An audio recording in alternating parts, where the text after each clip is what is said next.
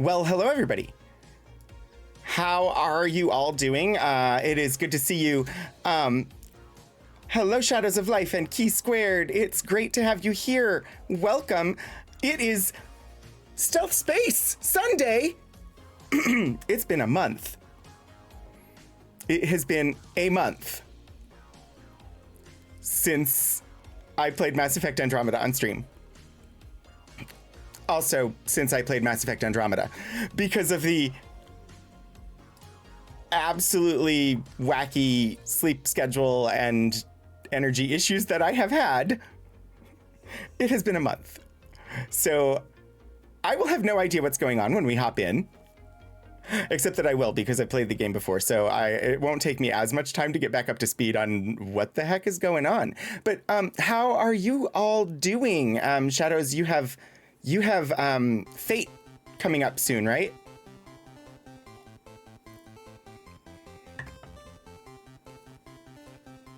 I like this song. At 2. Oh, wow. Yeah, that's not much time. But I hope that your game goes well. We did, it had also been a month since we played my D&D campaign, because the GM was sick last time. So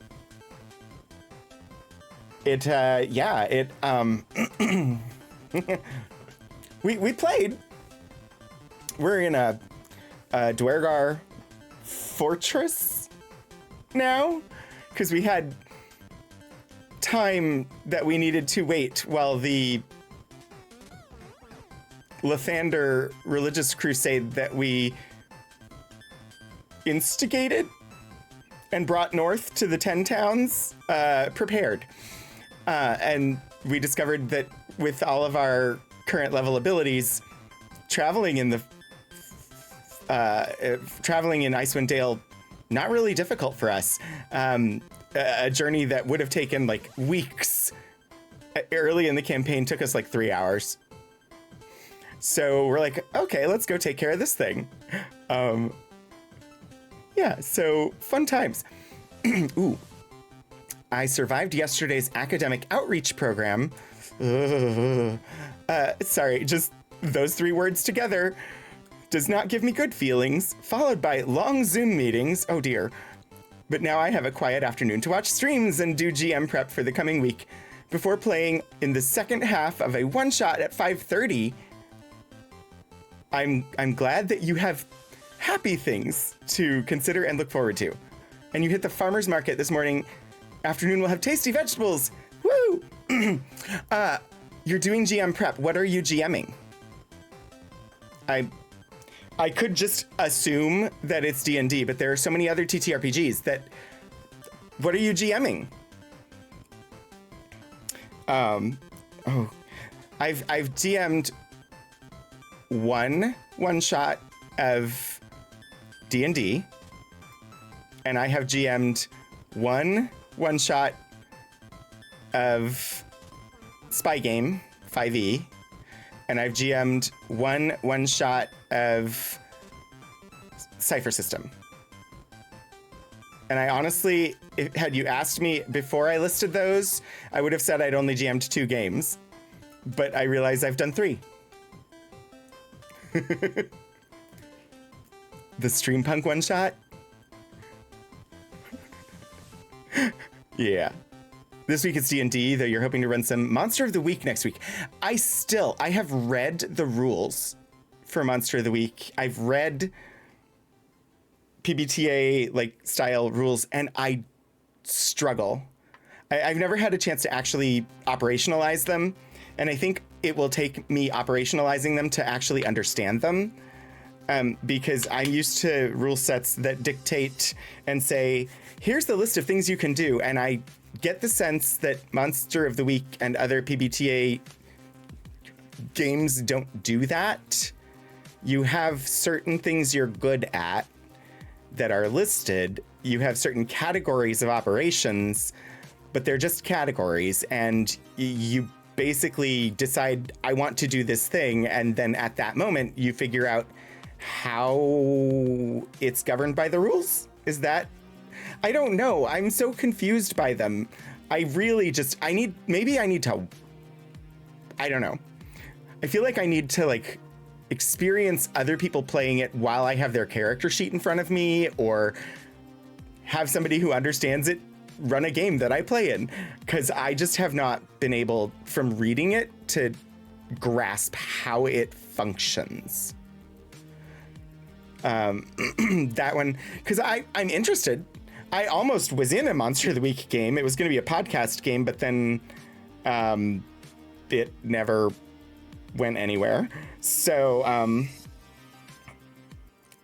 I made my character, but even making the character, I still didn't really understand functionally how a game session would operate, which kind of an important thing to understand if you're going to play.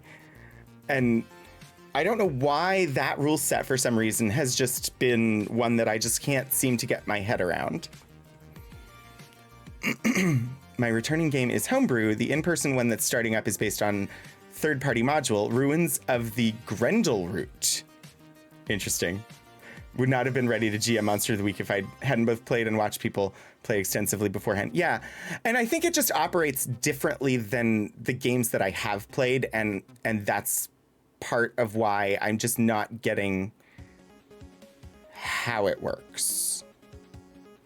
I don't understand the relationship between how the story unfolds and what's on my character sheet.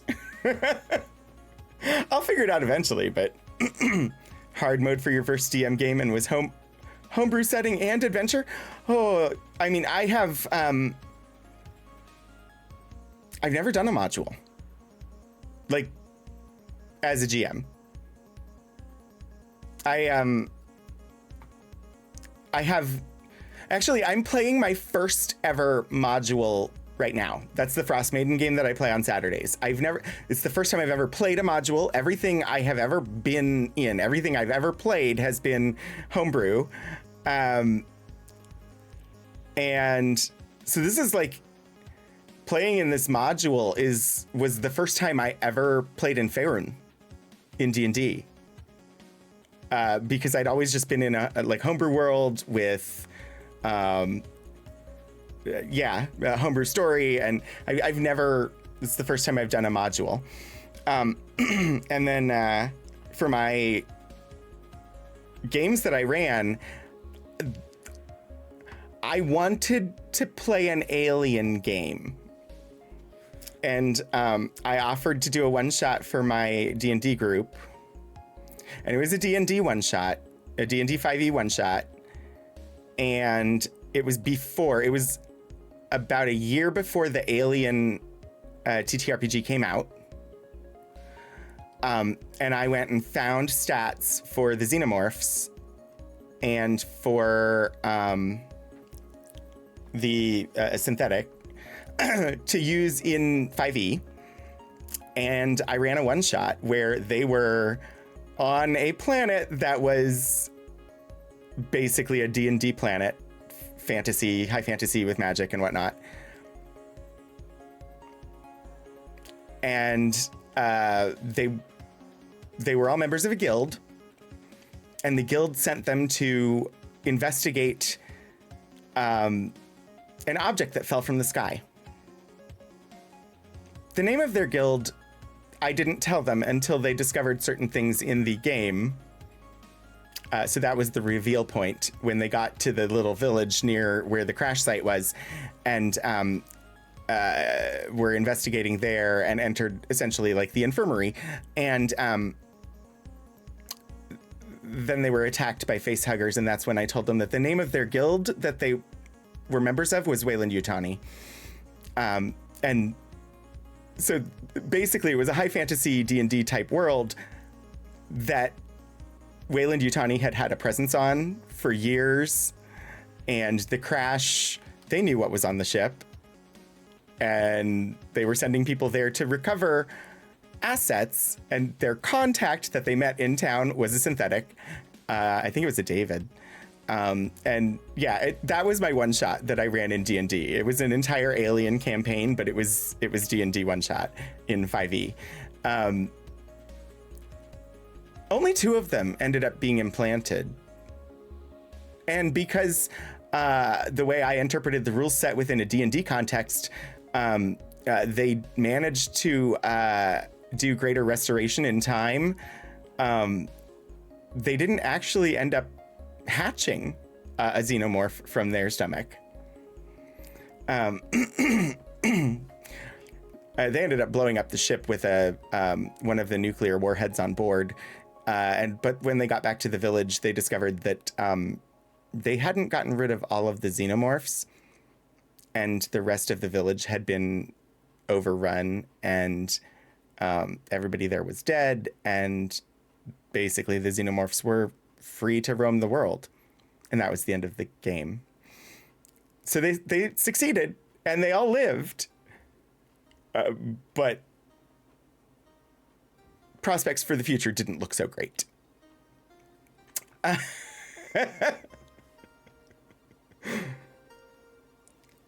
One day, you're going to join an Eric game? You should. I understand, like, Sword and Scroll is a bit spendy at times, but it is a lot of fun if the time works for you, the time zone works for you. It is definitely worth it, and just so much fun to be able to play with Eric as the GM. Sam is in our regular Wednesday night game. Yeah, it's a lot of fun. The captions render that as Utah County. I have no idea what rendered as Utah County, but okay. Yeah, it was a fun D&D adventure. I enjoyed making it, although it was really stressful. It was the very first time I ever DM'd anything. And honestly, it wouldn't have worked in Wayland Yutani was Utah County. Interesting. But my campaign idea, my one-shot scenario wouldn't have worked in the Free League Alien game, because I specifically wanted the alien encounter on a high fantasy type D&D world,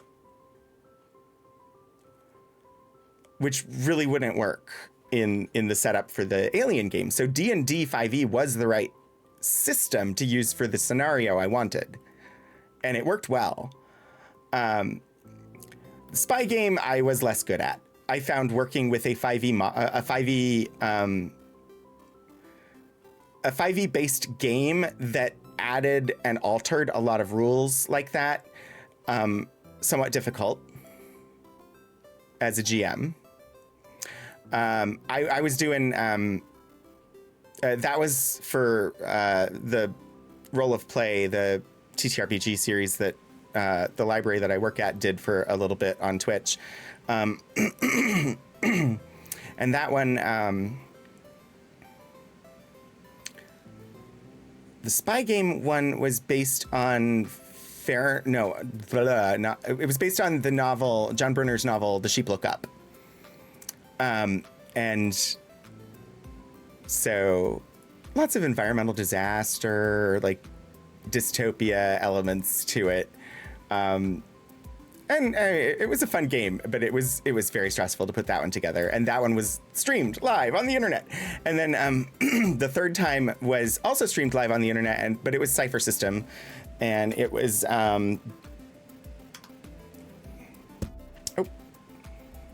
it was based on Asimov and Silverberg's Nightfall, which is about so it was originally an Asimov short story, and then it was expanded by Asimov and Silverberg into a full novel.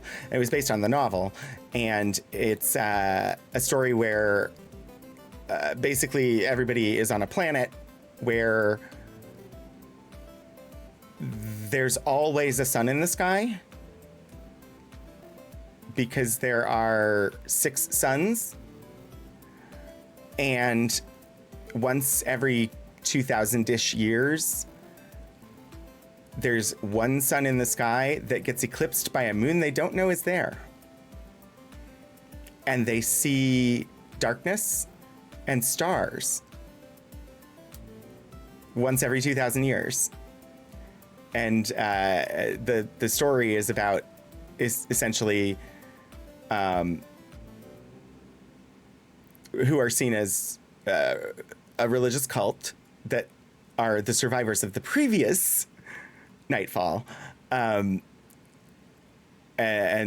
so they're ignored as they prophesy the coming of the next one, and it's most of the story is told from the perspective of like scientists, but it explores the mental breakdowns that happen from suddenly realizing that your entire conception of your universe was completely wrong.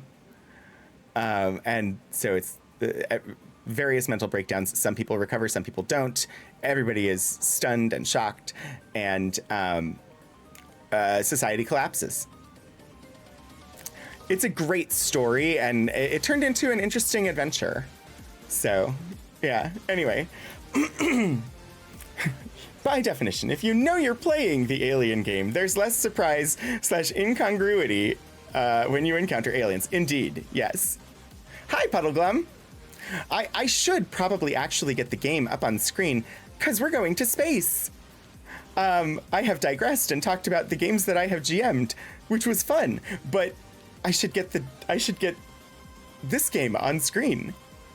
But yeah, thanks everybody for being here. It's so great to have you here. Buttons. I act like I've never done this before. Okay, come on, capture the game. Oh, you know what? It's because I have to change a setting. It's not capturing the right application. 1 second. I forgot that I had to do that because it's been a month. There we go. Hey, look, it's Mass Effect Andromeda. The game that we've been playing since the start of stream.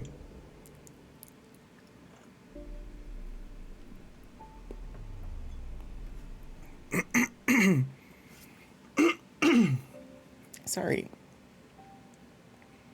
And the microphone is closer to my mouth, so that was probably even worse. I apologize. I have a little mute button. Plus, I could tap the top of the mic. Either one mutes it. And if I'm going to clear my throat, I should do that. I'm talking to me. Got chili started in my crock pot to help clear out your sinuses. Okay. I had the frozen ground turkey thawing in the fridge for over 24 hours and still pretty rock solid. Some time in the crock pot will indeed fix that. I imagine. I don't really cook. So I don't really know, really know how. Okay. Yes, regroup, thank you. I was trying to remember how to put the gun away.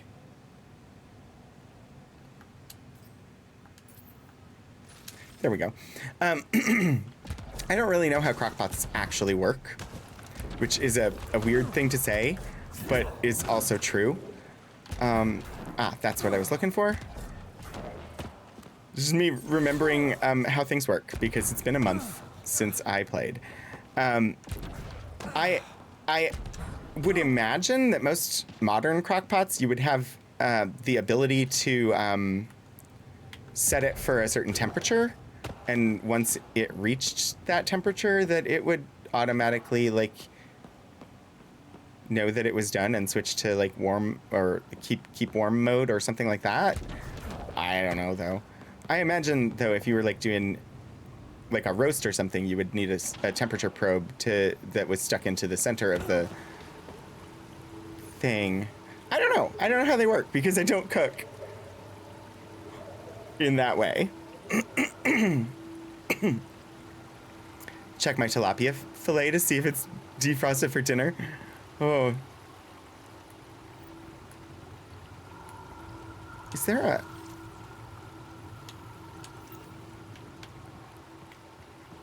I don't remember how.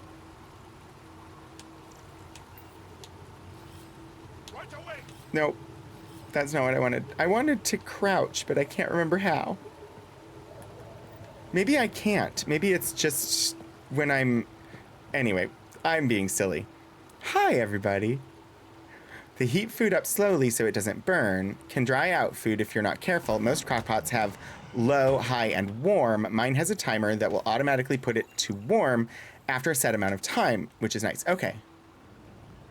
I guess I would wonder then, why don't crockpots have it so that you can set it to cook to a specific temperature? That seems like an ability you would want.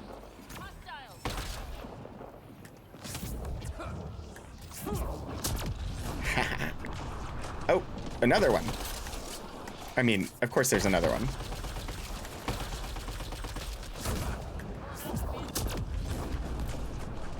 Oh, a third one. Honestly, and this gun has like no rounds. Wow, it goes through rounds really freaking fast. What the heckity?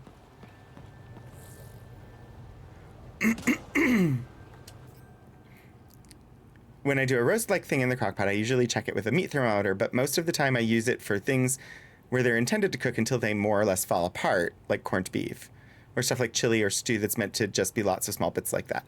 Yeah, the only time I've really actually used a crockpot myself was,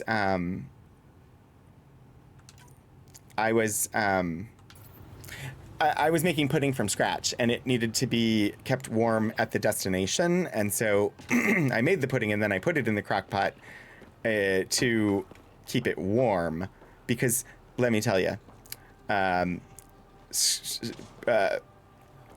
just plain old vanilla pudding made from scratch, served warm with a nice, just like a whole wheat muffin, is really good. Like a little bit of whole wheat muffin and just a vanilla pudding made from scratch, served warm. Just really tasty.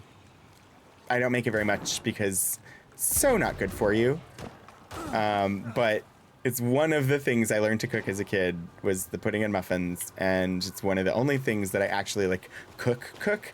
But I think it technically falls under the category of pastry, which is more what I do with regard to like cooking stuff.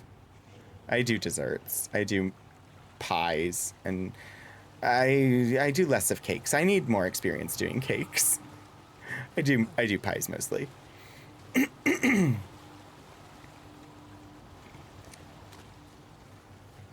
The ability to cook something to a specific temperature would involve an interface with an insertable probe into whatever you're cooking. Basically, difficulty in engineering, and for most people, not worth the hassle/extra expense, when food thermometers are pretty easy to obtain and use. Also, people who want that level of precision are probably also the type who want to oversee the whole process pretty closely and would want to be using a meat thermometer anyway. It makes sense. This has been Food Engineering with Puddle Glum. I hear a very large creature, but as yet, I don't see it. Oh, it's an IROC. Oh yeah, they're big. Hi. I wish for you to die. Yeah?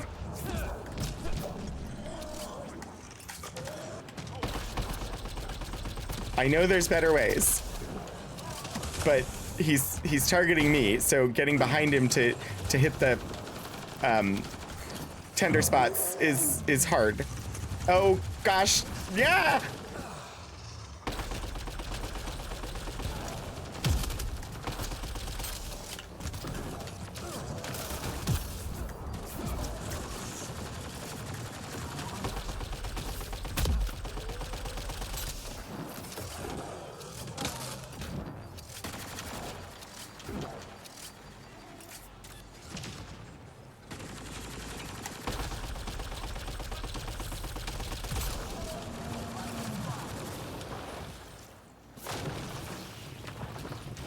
No relevant data.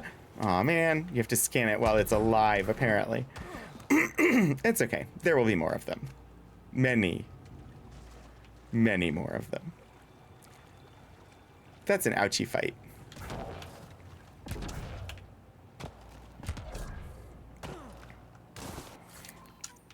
So that big creature has tender spots on its back and side, which are great.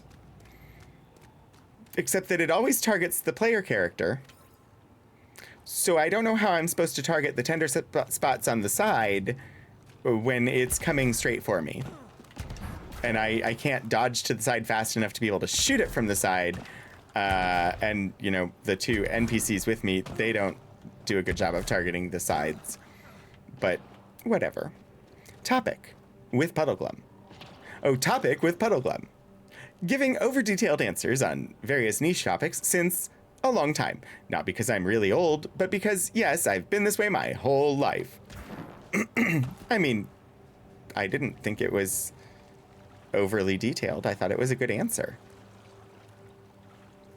But then again, I am one who, anytime I answer a question, it requires giving a full context before I get to the answer, which certainly does not help. What it doesn't fit what other people would actually want. Oh dear. Hi. I'm out of ammo. Ah, yes! Laser gun! Also, run away! I need my shields back, please. Ah!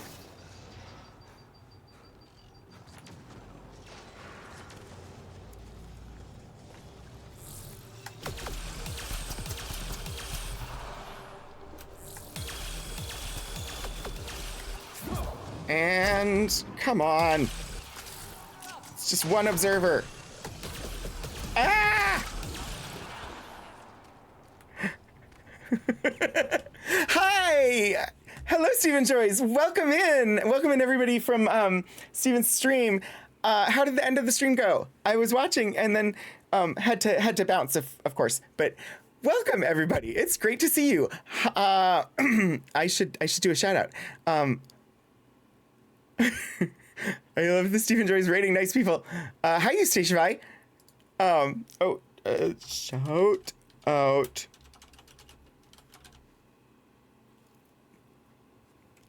That is almost right.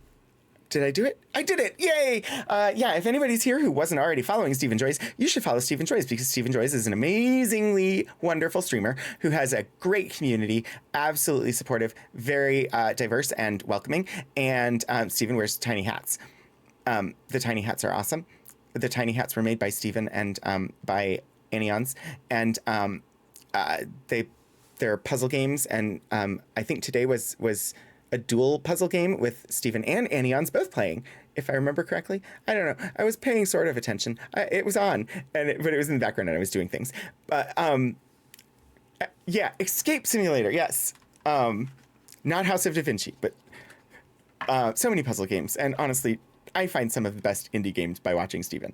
So, but yeah, hi, welcome everybody. In case you're new here and don't know who I am, I'm Rogan27, and I am a professional archivist, and I stream on Twitch 4 days a week. So on Mondays, I do a short 2-hour stream in the evenings, Eastern time, and it's supposed to be a spin wheel, but I spin the wheel for a play this once game, and it landed on Outer Wilds, and I have been playing the entire game because it's too good and I can't stop. But when Outer Wilds is done, then I'll go back to spinning the wheel. Wednesdays, I share materials from the Special Collections and University Archives at Virginia Tech. So that one is more of like a talk show format where it's like an unboxing. I have boxes of stuff or folders of stuff from the archives, and we open them up and see what's inside. Most of the time, I've never seen them before. And then Saturdays, I do retro games, and currently doing the Ultima series of games. We're up to the 1990s and Worlds of Ultima: The Savage Empire, which is the first Worlds of Ultima game, and very close to the end of that one. And then on Sundays, I'm alternating between Mass Effect Andromeda, which is today, and Control. which I just started in. I still have no idea exactly what's going on, but I think it's an amazing game. Yeah, I have one shot. Indeed. So yeah, we're currently on Havarl in Mass Effect Andromeda, and we are going through the little trench, heading for ancient wreckage. Yeah. And the Arctotonus debris, etc. So I don't think you're ever supposed to understand what's happening in Control. That's good, because I don't. Hi, J.A.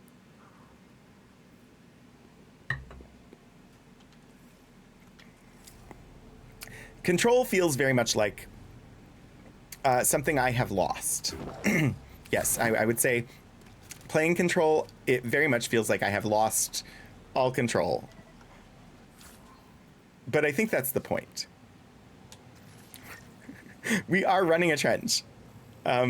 Is this a Star War? Well, technically, yes, probably. Yeah.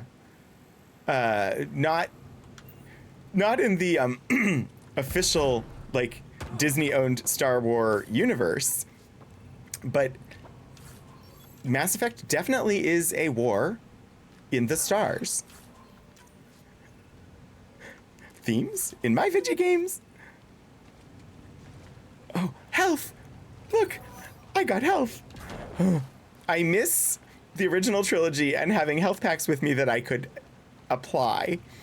Having to run to a thing to restore health is not the greatest, but it's okay. The thing is, I played this one first, so having health packs was a new, to me, thing when I first played the Mass Effect trilogy. The last game did end with a war in the stars, and we haven't really gotten to the war in the stars in this one, but they're... I don't really want to spoil, but it's Mass Effect, so kind of expected that there will be a war in the stars. Because we're humans, and we are colonizing another galaxy that is already occupied. So I don't see why we wouldn't expect a war in the stars.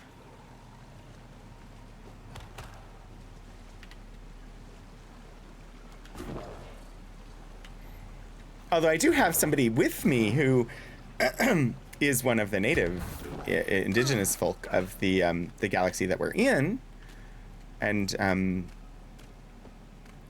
they're relatively new to my party, but hopefully they will like us, because it took us 600 years in cold sleep to get here, and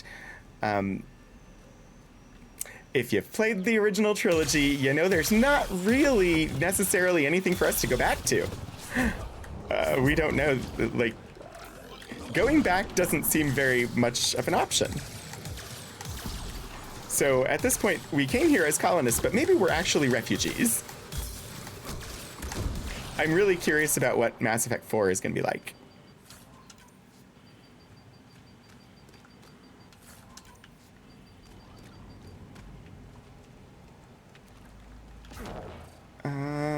Okay.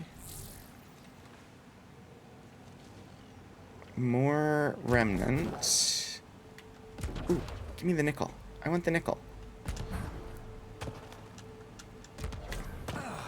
Buffalo nickel, photoplay ink. Sorry. Also, if you're new here, there will be random moments where I just start singing lyrics from some Broadway musical. For the most minor of inspirations, because that's how my brain works.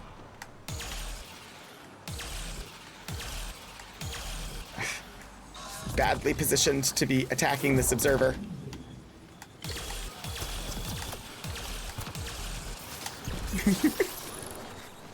Why not both? Yeah, we can be colonists who are refugees. That is also a possibility.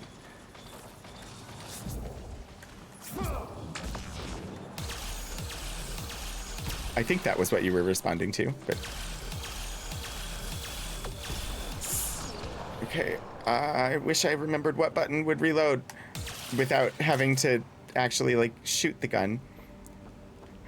Remembering controls. Not always something I'm good at. I'm playing on controller. If it was keyboard and mouse, I would know what button to push to reload.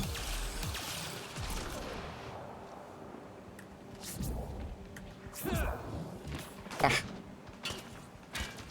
Oh. You, in the air. Biotic combo. All right, right. We're supposed to be in explory mode, but we've been in a lot of shooty mode right now.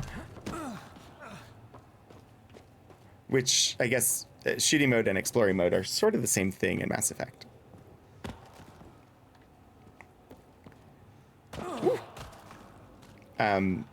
Yeah, I knew there was ground below me, but I honestly didn't think I was going to fall that far. And there was nothing for me to find up there anyway, so... I don't have a circle or a square. I have an Xbox controller. Because it works better with Microsoft. And just, like, playing through Steam, I bought an Xbox controller. I've never had an Xbox, but for PC gaming through Steam, even when it says that there's controller mapping, sometimes using a Switch controller or a PlayStation controller, it doesn't work properly, where the Microsoft controller does. So I ended up just buying one.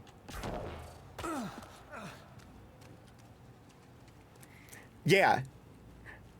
Well, and when I played this before, I played it with PlayStation as well, because I was playing it on my PS3. Or 4. PS4. I never had a 3. I had a 2 and a 4. I don't have a 5. They're expensive, and I honestly... I'm not sure what I would end up playing on the PS5 that I can't play on my PC.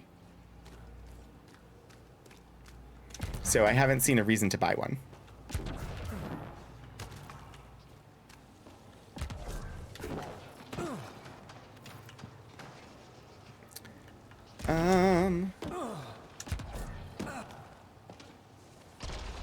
Where is my third party member?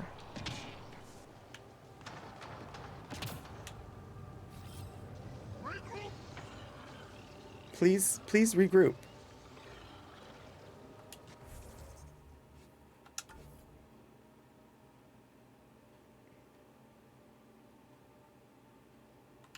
I have lost one of my people.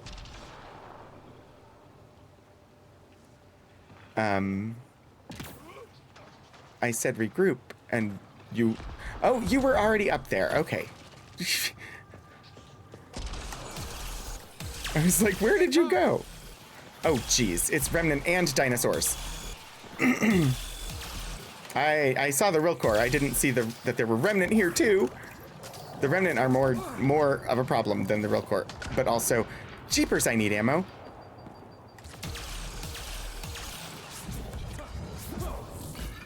I have a feeling biotics are going to be useful because my other gun has no ammo. Wait, no, I restocked, so I should have, Alright, I'm out of ammo on this gun. I didn't mean to regroup. Ah! I keep hitting the wrong button. I also am somewhat attracted to the Steam Deck. I think it would be nice to be able to play some of the games that I like through Steam, but like sitting on the couch and watching a movie while I do it or something like that. I think that would be good. Because right now my only like couch gaming is an iPad, which severely limits what games I can play in that location, where the Steam Deck would allow a lot more variety. But that's also money. and money that I don't presently have for said purpose. But I'm happy to. Jeez, what is it with me today and hitting that button instead of the buttons that I actually want to hit? What are you pinging me about, game? We're near something, but what? What is it? Because I don't see whatever it is. Oh, it's just pinging me about this thing. Adaptive Remnant Data Core. A thing that we have scanned many, many times in other places. I thought it was one of the objectives. It's been a while since I played this.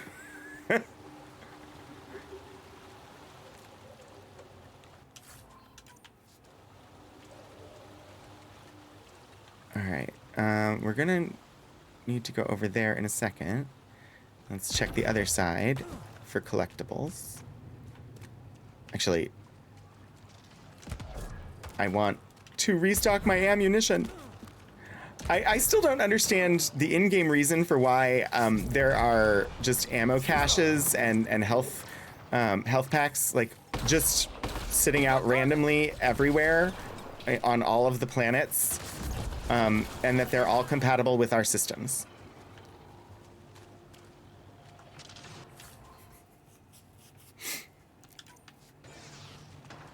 Like, it's great. I'll take the ammunition and the health, but I feel like narratively it would make more sense if I had to carry some of that stuff with me. Or had to drop down the forward stations in order to get that stuff. But no, it's just sitting there.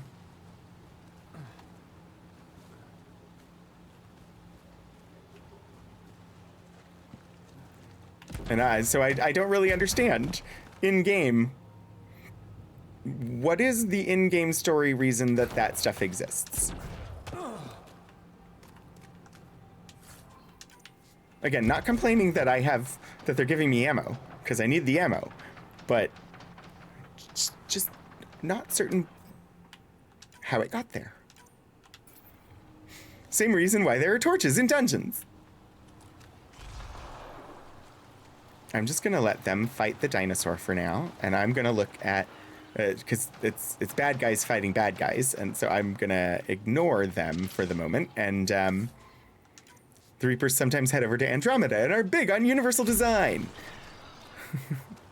Well, the baddies here also seem to be big on universal design, because all of their stuff is compatible with ours.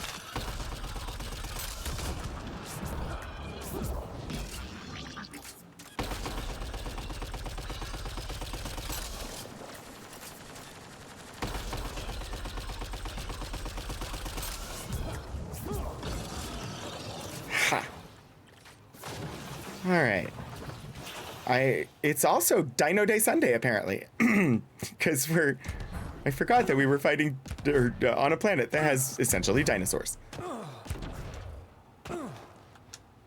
Dinosaurs yesterday, and dinosaurs today, and dinosaurs tomorrow, although not on my stream, but the dinosaurs tomorrow will be on Althaven for the Streampunks and their Legacy of Silver Creek game, which is quite good. And if you didn't know, I am a big fan of Streampunks. Okay. Oh, geez, we missed this. All right. Well, let's go backwards. I missed the objective. I fought my way past it. I knew that there was one that was supposed to be there somewhere. Where was it? It's on the other side of the wall, apparently.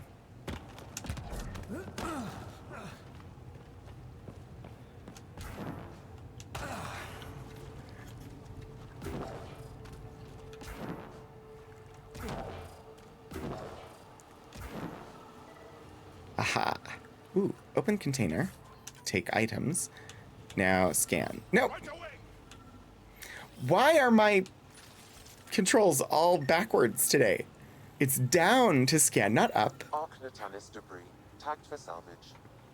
I keep doing that. I haven't done that on other streams. I don't know what happened today. I haven't been playing other games that use the up and down buttons. The D-pad. So I don't understand why my instinct is to push the up button on the D-pad instead of the down button on the D-pad for that. Ooh, there's a chest on top of that tower. Let's go get it.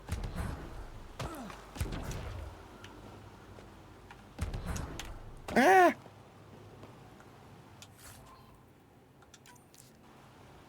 Various resources. And I don't really want to do much mining, so collecting all the resources that I find is a good thing. The mining in this game is a bit more annoying than in the other games, which is saying a lot because it was very annoying in the other games. If you'll believe it, I did the same thing again. My reactions are just wrong. It's the down button. It's because Lord Portico isn't here and hasn't given me my chat command that tells me what the controls are. Yeah, this is how I play games. I just jump around everywhere, and I have not paid very much attention to where we're going. I'm just enjoying the journey.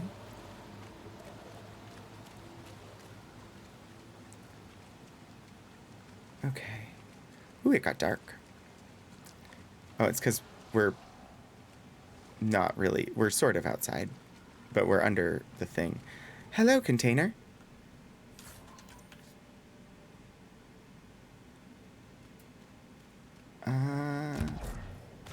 Oh, yes.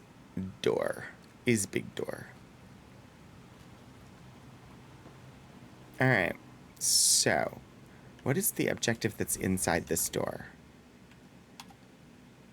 Find the entrance to Mithrava. Do I want to go through Mithrava now, or do I want to collect the rest of these? I've cleared out the trench. I'm going to collect the rest of the Archnatanis debris, and then we'll do Mithrava.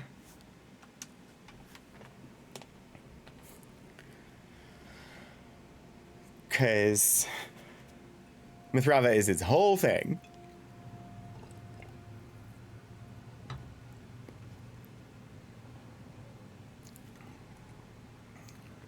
And this is just a go around to various spots and scan things quest.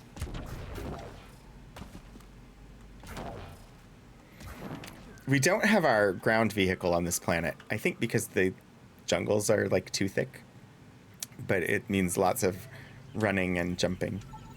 Archnatanis debris. Tagged for salvage.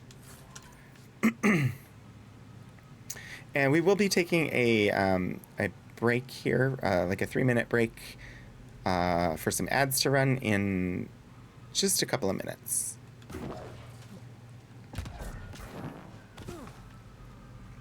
I'm not sure that I like having that on a schedule. I might get rid of the schedule and just put a scheduled reminder in chat to tell me that I should do that to stop the pre-rolls, but right now it's on a schedule. The mining was fine if a little boring in the last games. Yeah, and in this game it's you have to be in your ground vehicle and you have to like drive around with a scanner on and get into a good position that gives you a decent amount of resources, and eventually it will indicate to you that the area is mined out or tapped out. But trying to get that last little bit so that it doesn't tell you that there's still stuff here can be really fiddly. And I tend to be a completionist, and so when I did this for myself, I did that, and it was a lot of just frustrating driving around trying to find a spot that I could mine, that I hadn't already mined. And so yeah, I'll drop one or two here or there, but I'm not trying to be that extensive with it in this playthrough. Mining often does get boring. Yeah. Resource gathering in games can get quite tedious.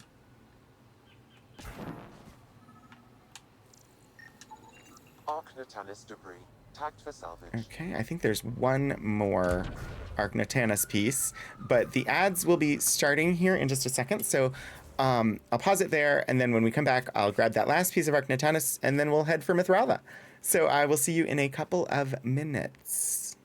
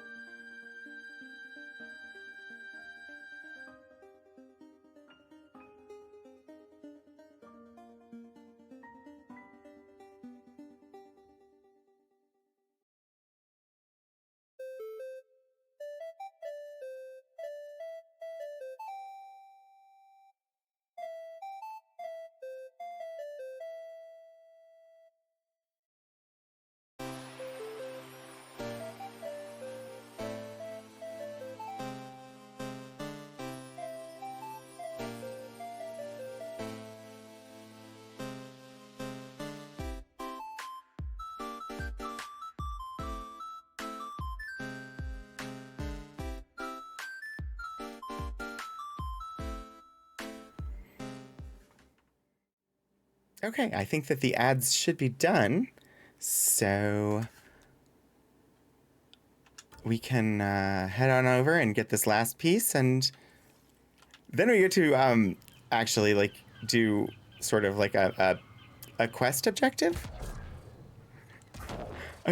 I know, it's very strange. I'm going to do a quest objective. Oh, somebody's shooting.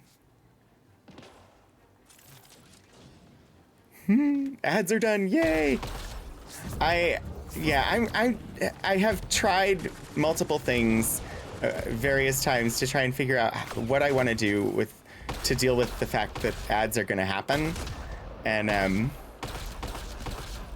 not sure I like the schedule. I do know, like, running them to prevent pre-rolls is definitely something I want to have happen, because I don't want the pre-rolls. Where are you?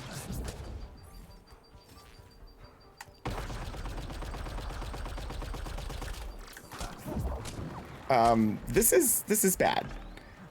I have done bad. I'm dead. It's okay. We're fine. But I do like the way Steven does it with the yeah, this is fine. Totally fine. Look. I killed you once before. Why did you have to come back?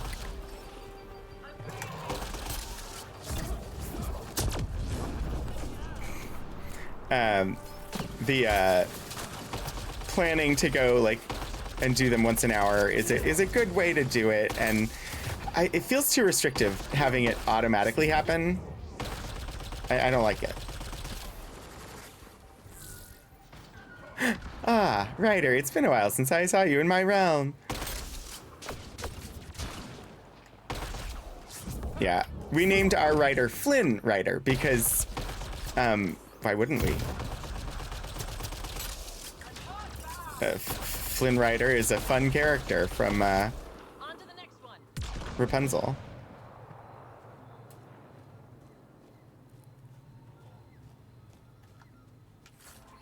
Okay. I'm gonna just, fast travel over to here because it will heal me.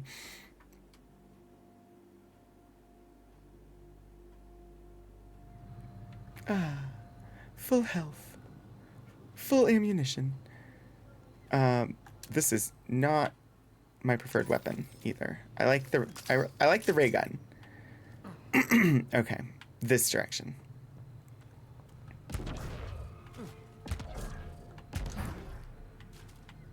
I guess fast travel does tend to bring the enemies back in this game, which I never realized. Because when I've watched like people play things like Dark Souls or that type of game, Souls type games where you rest and then all the enemies come back, I was like, oh, I wouldn't really want that. That wouldn't be enjoyable for me. But then now I realize this game functions similarly. If you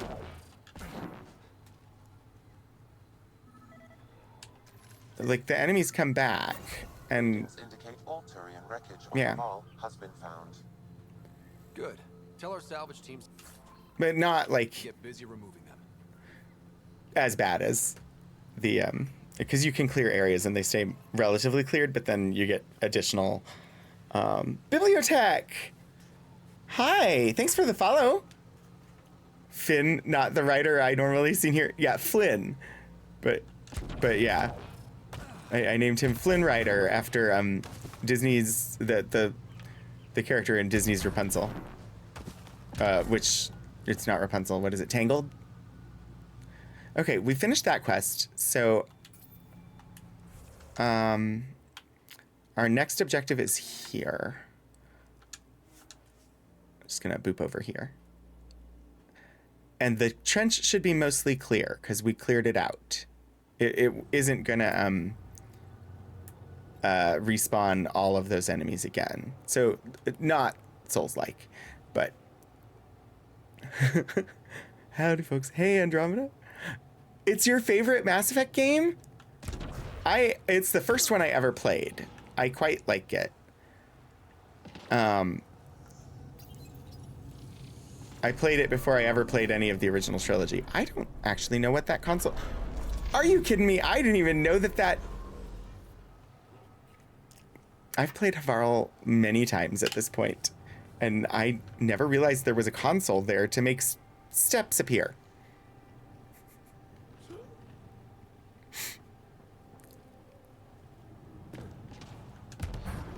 Ah! I do like it. It is quite similar to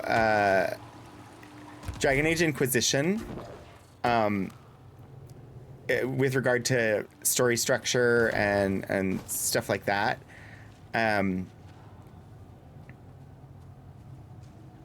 But I actually started Inquisition first and then started this one, and this one grabbed me and I finished this one. This was the first shooter I ever played.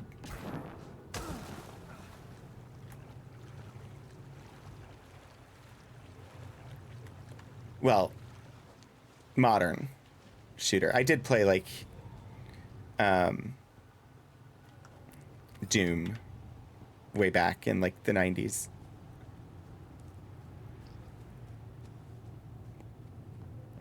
Which I suppose is a shooter. It's a first-person shooty game where you're going through the tunnels, so not my favorite genre, but I did play it because back then there weren't a lot of games and it was a new thing. Like Doom, the first-person shooter Doom was brand new. Like that was the first time that had been done in sort of that way. So it was unique.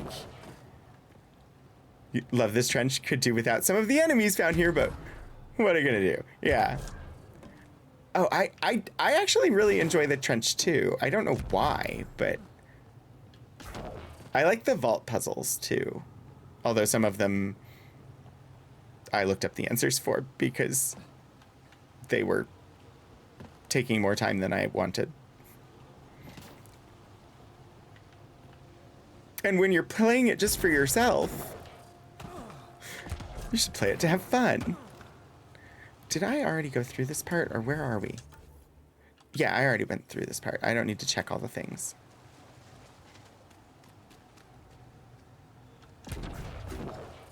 Vold's Vault, you're not a fan of that one. I'm trying to remember. I don't remember Vold's Vault. We haven't done Vold yet. We came to Havarl first.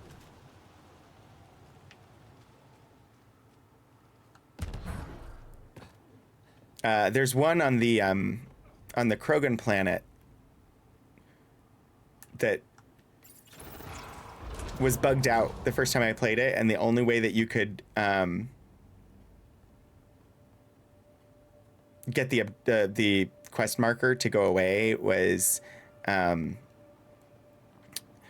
by getting the sniper rifle that lets you see through walls.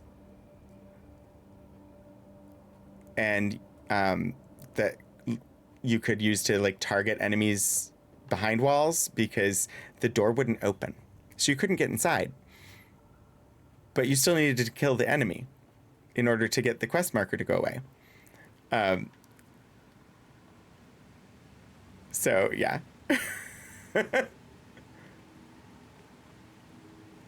thing I want to know is why some of them need to turn invisible. Some of what?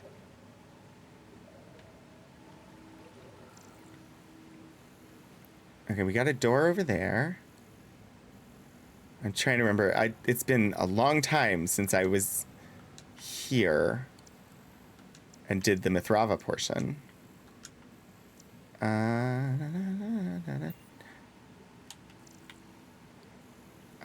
What am I searching for? It's getting closer.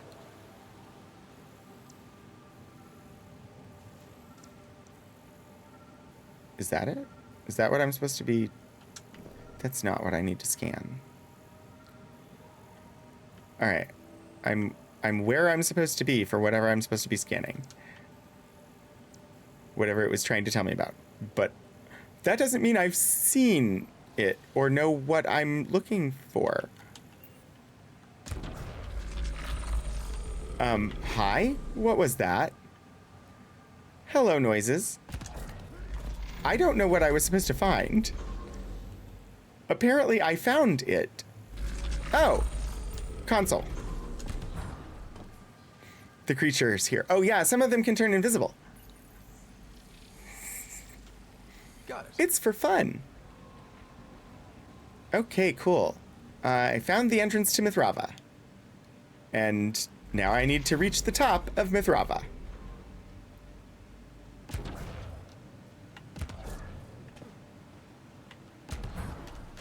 I had a bug to play through a Vold's Vault once. The cold condition never appeared. I just ran the whole thing without using backup life support. Then you died by falling into a hole. The cold applied and died every time you tried to respawn. Oh dear. The first time I set foot on Vold, it was like, it told me the conditions there, and it was like, oh, conditions here are like level 2 cold, like, ooh, danger, danger. And I didn't know. So I was like, oh, I must not be able to be here yet. And it was a long time before I was like, I don't know what to do now. And went back there and actually like, well, I'm just going to run out into the cold and see what happens. And then I figured out, you know, how you were supposed to navigate it to get to a place that was warm enough to actually do something. And like, but the first time I went there, I was like, oh, this is like that radiation warning on EOS. I must not be supposed to be here yet. And left and didn't come back for a long time.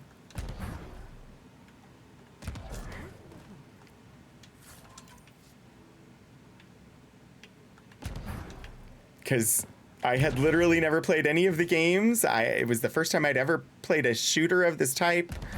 And I didn't know. And so it was like, oh, it's a warning. And oh, maybe I'm not supposed to be here. Let me go away. All right.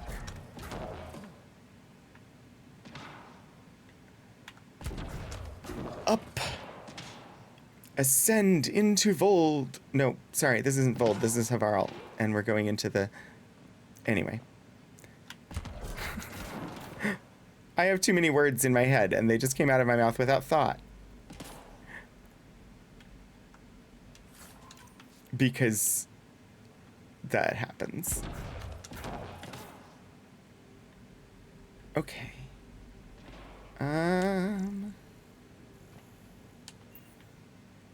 Glitched one of the loyalty missions. Oh no.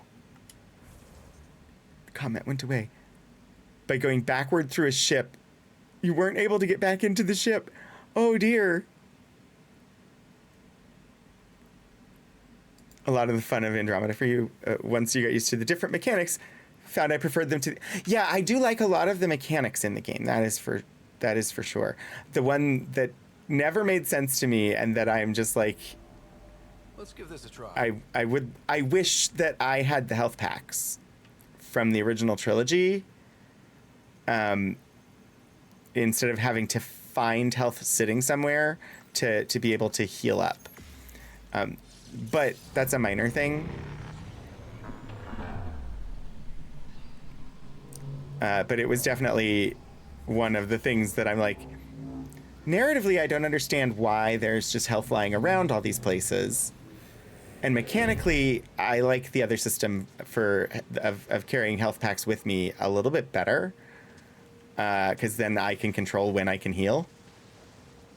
The other thing I don't really like is that there are certain parts of this game where you start a portion of story and you cannot save.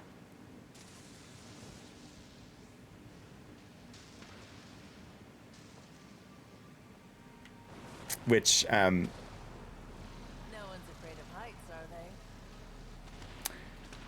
I sort of understand, but I also, like, sometimes you have life and, like, you need to, like, pause to go eat dinner, or you need to take the trash out, or go to bed, but you're in the middle of a story element that will not let you save. And it's like, but no. I totally didn't try to play with Reinhardt moves from your Overwatch in this game. I'm not certain what that means because I don't think I've ever actually played Reinhardt. But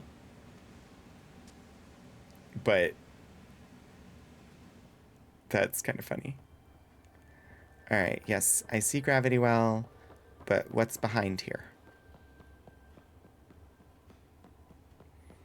Always go to the I'm not supposed to be going there point first.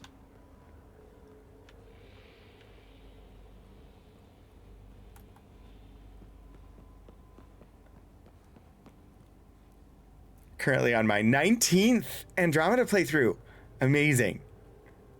I plan my play sessions according to what I know you're about to... Yeah. Like, I'm having to think about that with regard to the stream, because if I get to a point where the only mission I have left is one that's going to be one of those you can't save in this missions, I need to be doing that when I know there's enough time left in stream.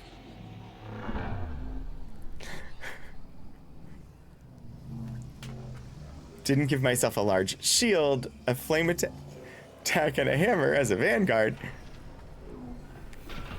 I mean, that... I don't see why you wouldn't. Okay. Oh, there you are. I was like, apparently they didn't come with me. Right. I vaguely recall navigating this place. That doesn't mean I remember where I'm supposed to go. I've never been up here before. I have heard of the sages of Mithrava, but never gave them much thought. Crewman Gary. Isn't a story worthless if it isn't shared? If the accounts of our past are kept hidden, they may as well not exist at all. That is true.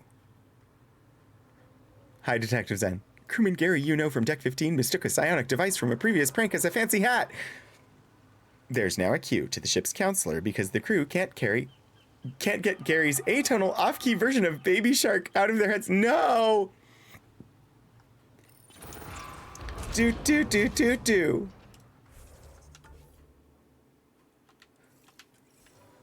Do, do, do, do, do.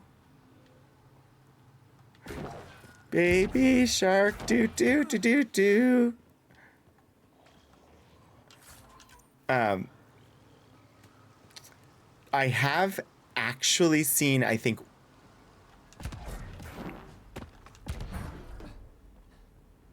Baby Shark was Bubble Guppies, wasn't it?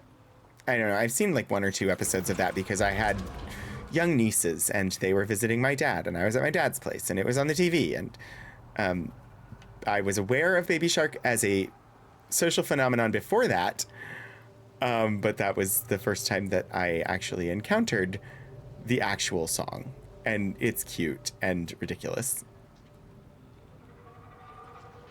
Yeah, I've heard it. Who let Gary near the engineer decks? I don't know which direction I want to go first. I think I want to go here.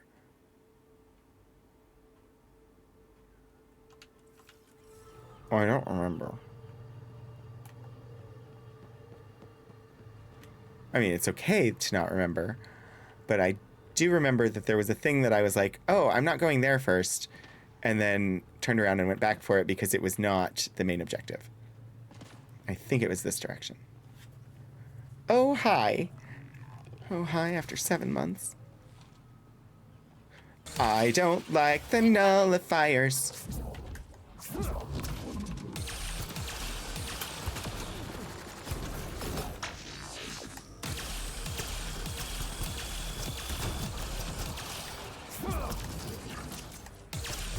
Ha! That was actually really easy. What are you shooting at?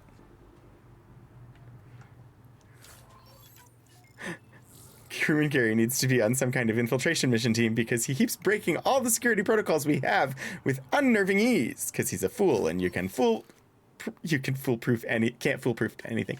Got it. Yeah. What do we have here? Shield sensors augmentation. Angara Ranger Helmet 3. Backup life support.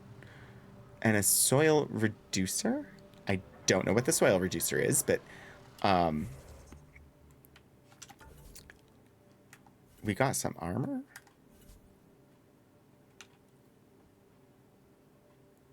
We got a helmet. Angaran Ranger Helmet 3.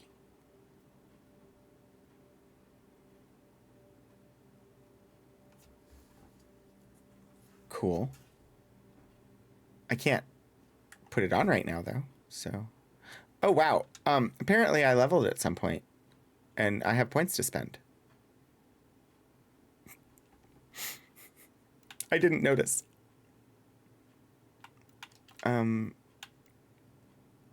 Biotics.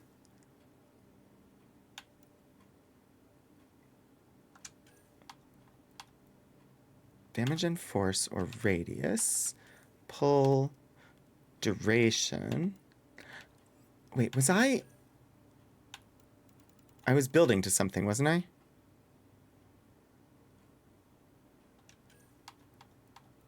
Mass reduction. Got that.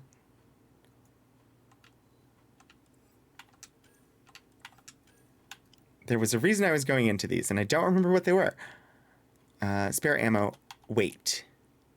Minus 30% pistol weight. I think I was working toward that.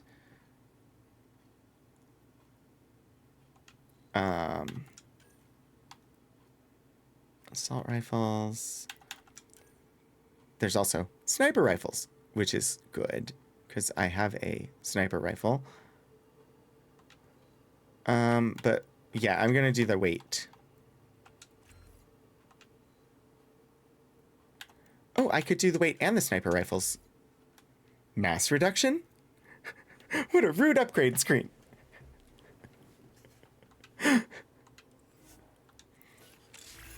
New profile unlocked. Frontline fighter unlocked.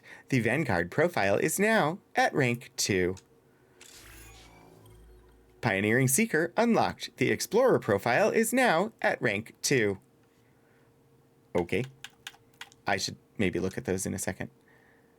I got 3 points to spend for Jal.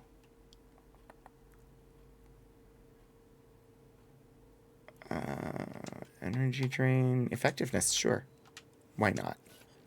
And 2 points to spend for Vetra. I don't know that I have anything I want to buy for 2 points right now. I could buy the 1 point turbocharge. I don't see why not. Profiles. I currently am set to Adept, which gets me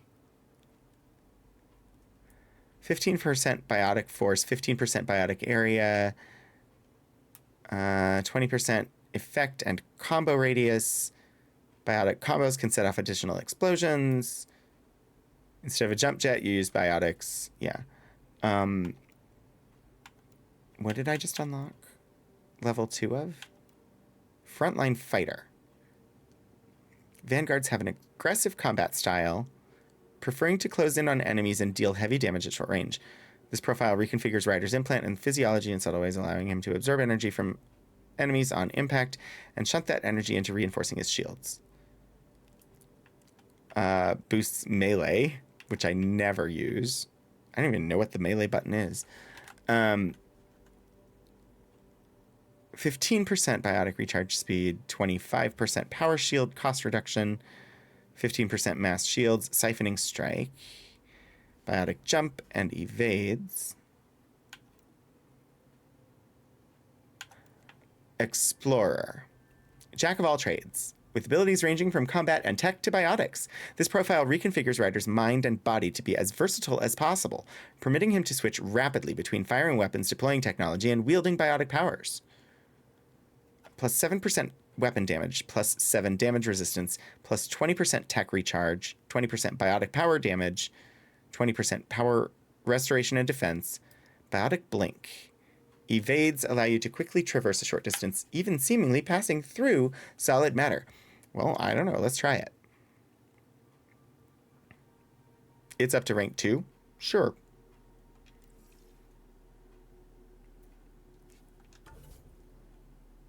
But I still only have, like, I just have biotics. I don't have any tech skills right now. So. While you're upgrading Ryder, maybe you want to consider mass reduction? What are you saying? Nothing. I mean, you could lose a couple of pounds. So rude.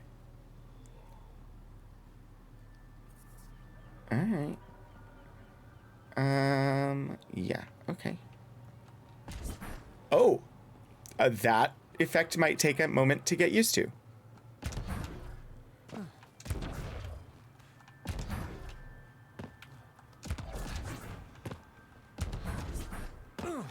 Neat. Yeah, grab the ledge. Thank you.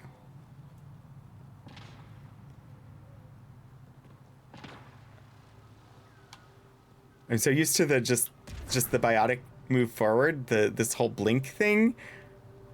I've never used before. It's neat.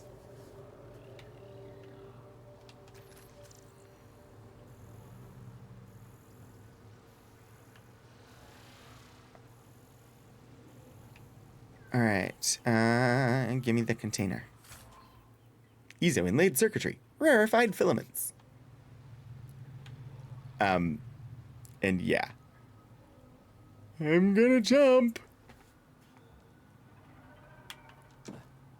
I don't remember if it's even possible to go back up from here.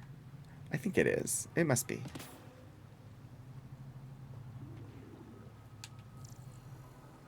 All right, we got an Absolva. We've got some power conduit.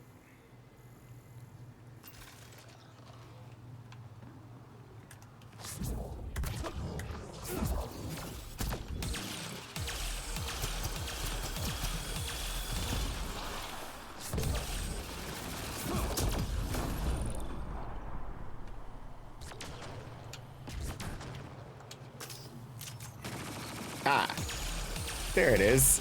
It's the X button to reload.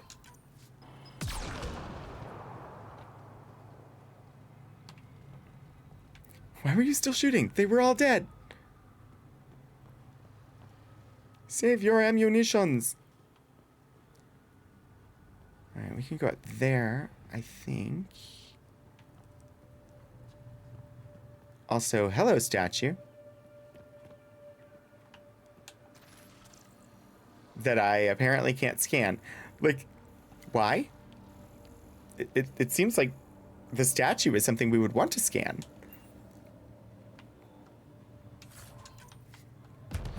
I don't remember if I can actually go up here or not.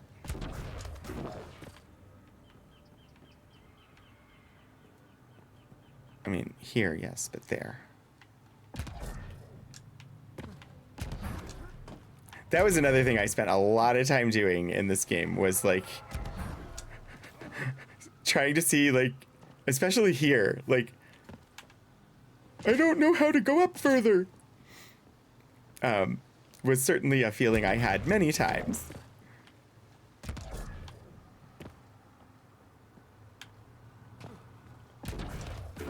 Oh, you can stand on the statue. Puddleglum, thank you for the self-care time. I love the squaddies comments. When Ryder dies, where are you going? Oh.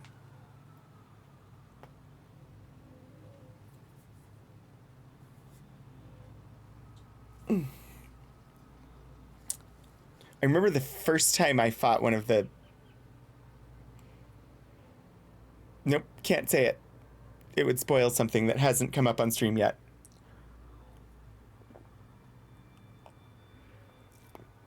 Puddleglum, it is always a good reminder to stretch and to hydrate. The first time I fought one of the large entities on one of the planets, that's as specific as I want to get, because I don't want to give something away. It was very intimidating. They're less so now. Oh, Shadows, enjoy your game. I hope that fate is kind to you. All right, nothing there. Oh, hello. Oh. Remnant pillar. A stable pillar, possibly lifted by hydraulic fluid pressure, its intended function is unclear. Alright, there's a console to manipulate them. Am I missing anything else? Other than health. Looks like we need to find another way. Yep. And it took me forever to figure out that there was a console I was supposed to push. Oh, good times. I struggled. It's fine, though. This is such a good game. The struggle was real, though. Above us! Oh. Whoa! Ah!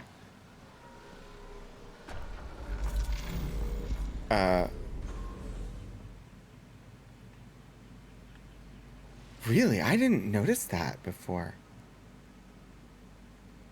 Like, I didn't watch it come down at me. I thought for sure it was going to hit me, and that didn't seem like fun. I also thought for a long time, like, it feels like I'm supposed to go up there, but I don't actually know if I am. But am I supposed to go over there? Is that a thing?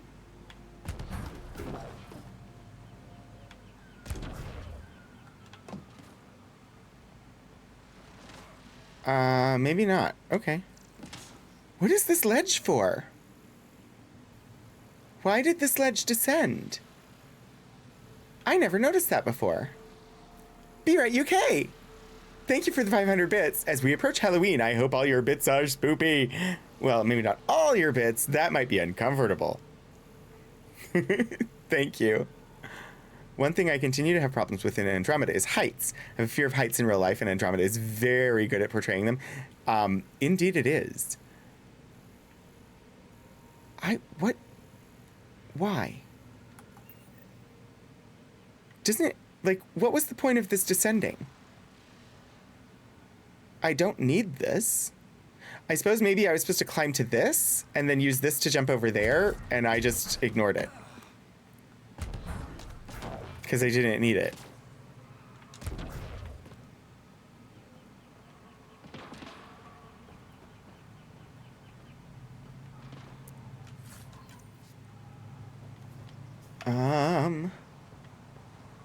Okay.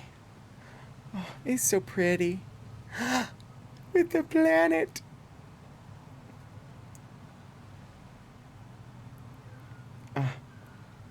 And the floating space whale thingies. Well, I guess they're not technically space whales. They're because they live on this planet, but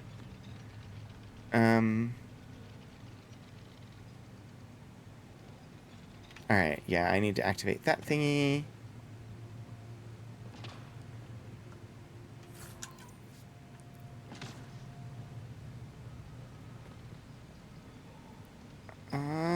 Yeah.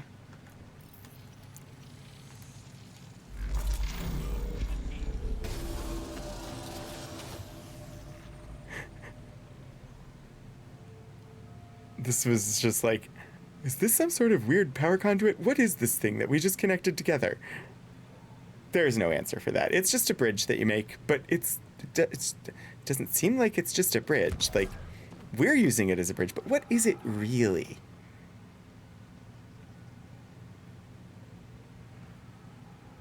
The world may never know.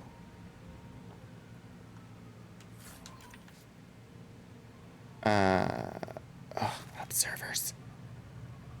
Observe this! Ha!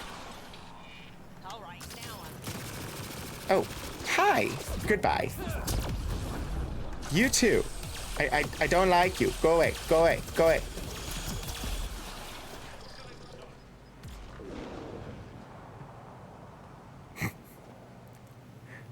Whatever it is, it's got some wild RGB effects. The bridge thing? I mean, this whole place does. How can they observe that? It's a bright light in their face. I mean, it's hopefully a radiant light in their face. Laser pistols should do radiant damage in D&D.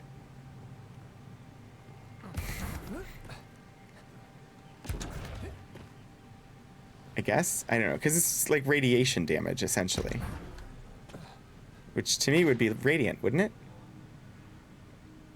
The fans, too. Your face is a radiant light. Oh. How many more remnant? Hello?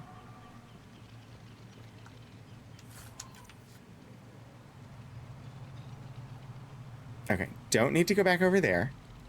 My instinct was, oh, I'm going to have to cross back over. Don't need to go back over there. Depends on the type of radiation, though. Thermal, ionizing, etc. Okay, that makes sense. There is actually a radiant... There's a spell that does radiant damage that is essentially radiation. I can't remember off the top of my head what it's called, but there is a spell in 5e that puts out a greenish light that extends around corners and does radiant damage. It's basically just like nuclear radiation. Sickening radiance, yeah. I think they're actually listed in the Dungeon Master's Guide in case of aliens. And they do, in fact, do radiant damage. So I have a laser pistol in my Frostmaiden game. I mean, they're much more readily available if you include the existence of Spelljammer. 500 more bits! Thank you, Be-Right UK! Did you know that it was named after the scientist that discovered it? Dr. Ation. Or Dr. Ation. Radiation.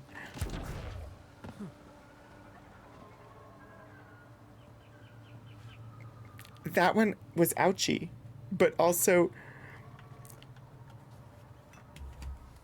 applause. But tish. I don't remember my own commands. Let's see.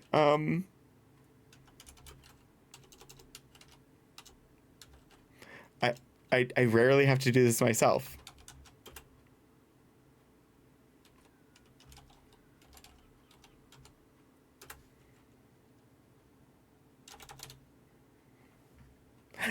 It worked!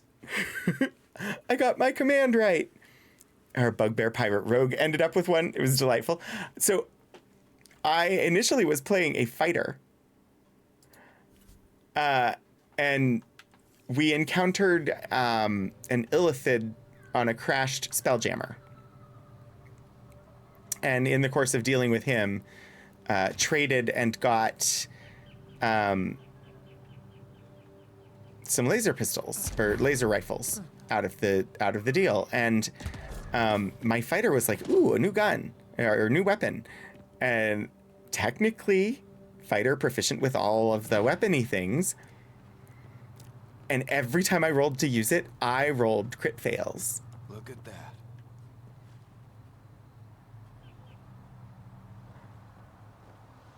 that. And so one of our characters, one of the other player characters, has a little bit of trauma around the laser rifles and laser weapons in general, and does not like it when my current character, who also has a laser pistol, doesn't like it when I pull it out to use it because she's afraid it's going to hit her, because literally she was standing behind me. And I rolled a crit fail and it hit her. That was like the third time I had rolled a crit fail and accidentally hit her. And so it was narratively appropriate that despite her trying to not be in the way, I still managed to accidentally hit her instead of my target. I never got the laser rifle to work for that character. My current character has no problems with it whatsoever.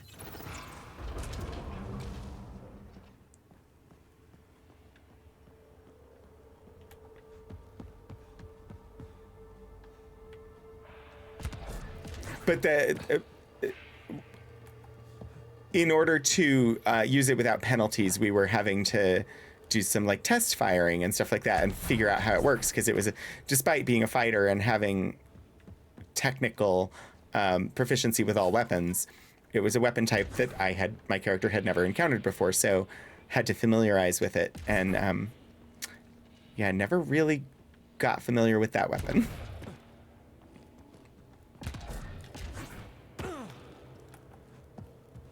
All right, I think I've grabbed all the things. So gravity well time.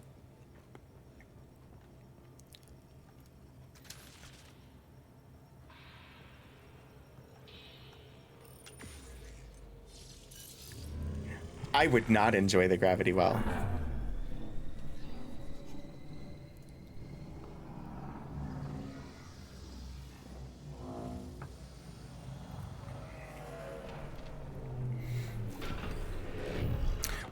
You bypassed that security. How is that possible? An alien? Is easy. Let me introduce myself. Let me take you back 6 months. I was at the bottom of the barrel. I'm Ryder, Pathfinder with the Andromeda Initiative, from the Milky Way galaxy. That does not explain how or why you are able to operate the remnant doors. It doesn't matter. You must leave. We do not entertain guests here. I'm here to fix your Haval's climate. decline. If you tell me about the lost monolith, I can help fix it. Reset the vault. With Ryder's help, Haval could be healed. Our birthplace restored. Isn't that worth something? It's lost. The memories of its location haven't been reclaimed. On Mithrava, we have accepted Haval's eventual ruin. So my writer has been very professional and logical for my answers. Like the heartfelt, you can't give up is lovely, but that's not how this character has been played. So I don't That's a understand. strange choice of words. What do you mean by reclaiming memories? One may occasionally remember a past life, if the conditions are right. What do you mean? We believe in reincarnation, an unbroken thread. There was one, long ago, who had knowledge of the third monolith. Zorai, a champion of the Angara from before the Scourge. Zorai's soul has returned and could be made to remember what it knew. But we have no contact with it. Wait, I there's no way. No, I can't believe that. No, you can make a soul remember? So you're saying there's some way we can make people remember their past lives? Souls retain within families.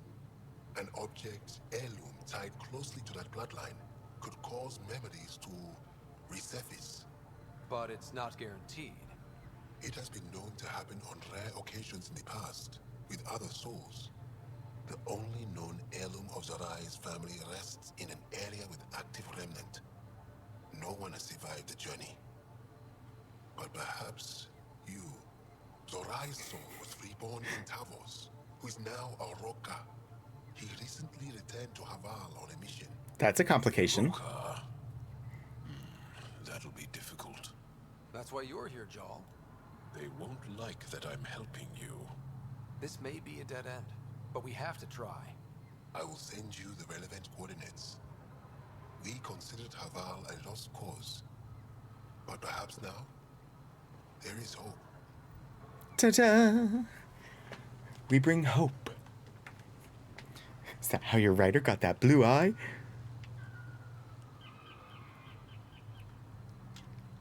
You have questions? Of course I have questions. Reincarnation? Tell me more about your belief in reincarnation. The soul grows through many lifetimes. By seeing through different eyes, it gains wisdom. How do you grow if you don't remember? The growth of the soul is not like the growth of the mind. Memories are not required for the soul to develop.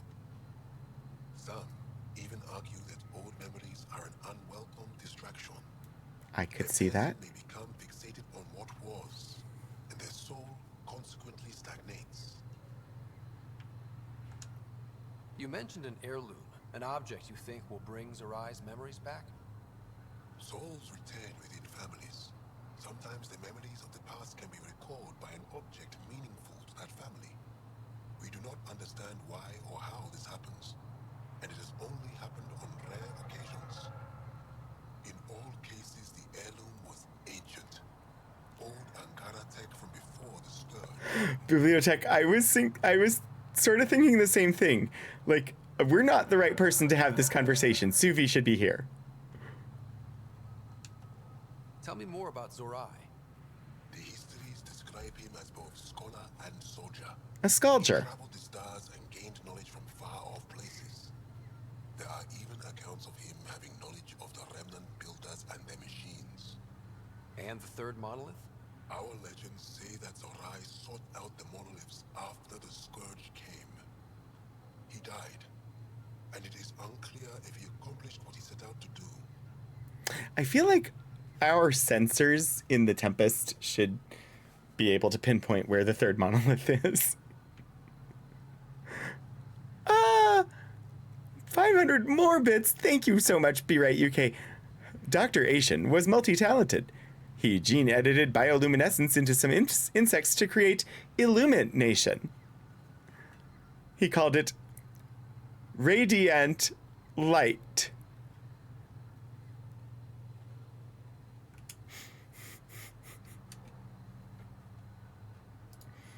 Be Right UK.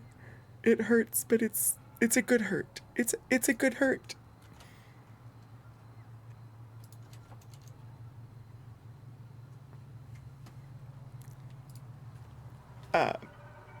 Okay. Seclusion. Why do you remain secluded here? The chaos brought on by the scourge splintered our people and all but destroyed our civilization. Fear took hold. False beliefs about our predicament were seeded and began to influence Ankaran thought. In order to maintain the integrity of what they knew to be true, 4 families left their community to come here. We've remained ever since. Okay, that feels like it needs more explanation, but there's no option for more. I'll go. Thank you for speaking to me. Of course. Alrighty. Vetra, where is... There you are.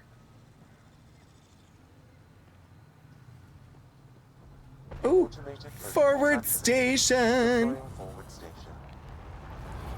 Fast travel to the top of the tower enabled. Acquired 2 Andromeda viability points. Havaro viability increased +2. Current 16.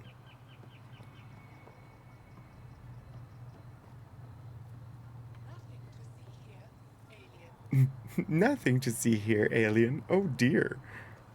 So uninviting. The author, Spider Robinson, noted 3 reactions to punning. In order of severity: the groan, holding one's nose, and just ignoring the pun. Ignores Be Right UK. I reward the puns because they're punny.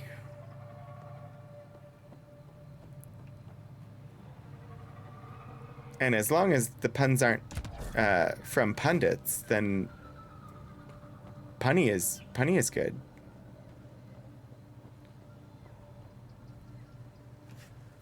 Ow. For some reason, the headphones are not sitting comfortably today.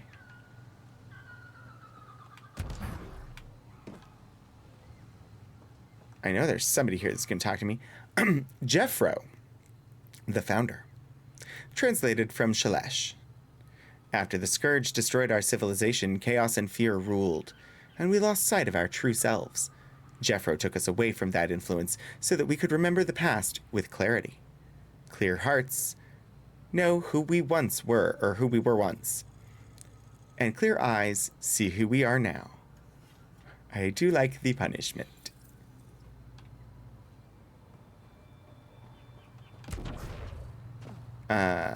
Good pun is like A well-made stew?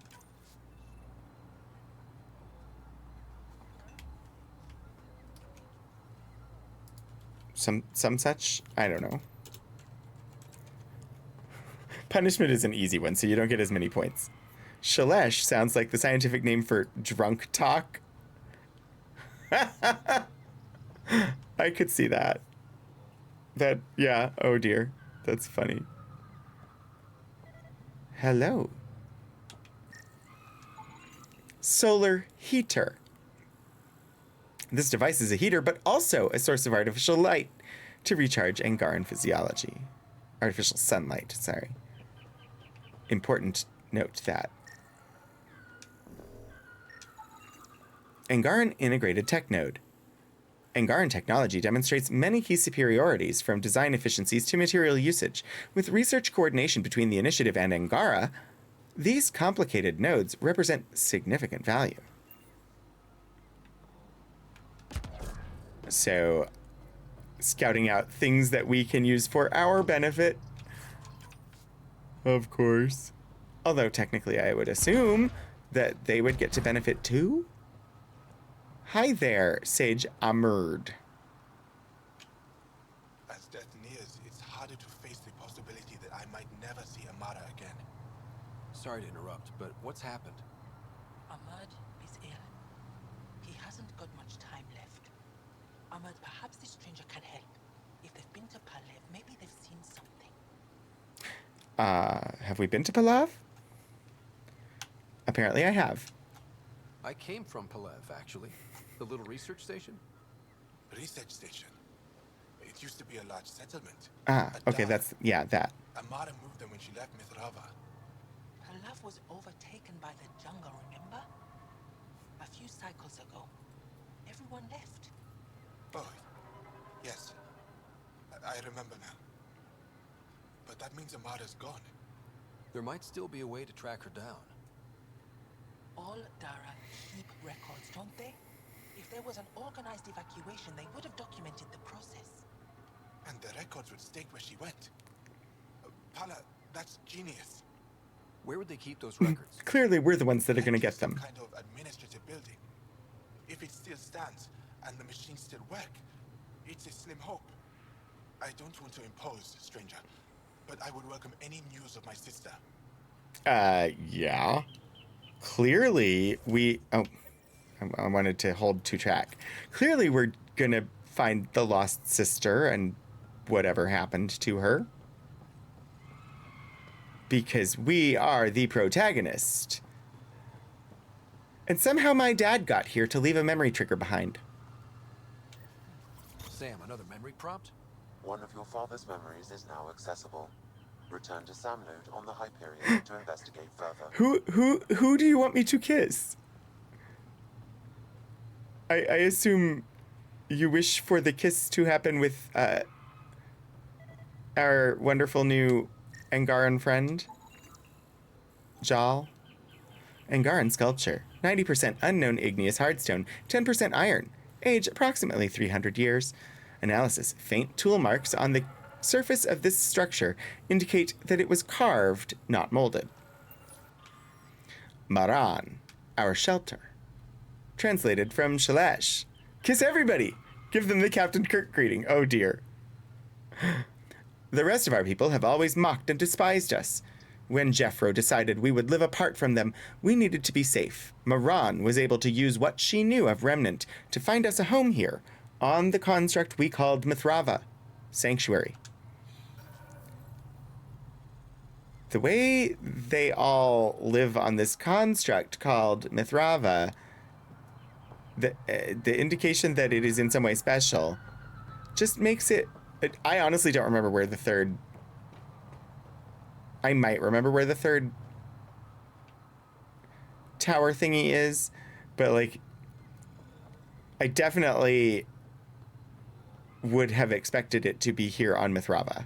Like, that Mithrava would be it. I don't think it is, though. I think it's not far, but I don't remember. But the way this place is treated as so special it's like, it sort of feels like maybe this should be the place where that is located. Ad is going to start here soon-ish, so we'll be taking a couple minutes of break here shortly.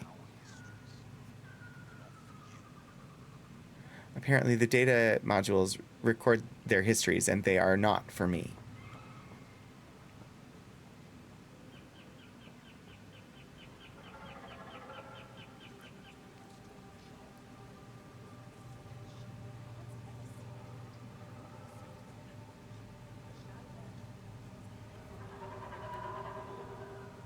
All right. Yeah, the ad is about to start, so I'm going to go to the Be Right Back screen, and I will see you in a couple of minutes.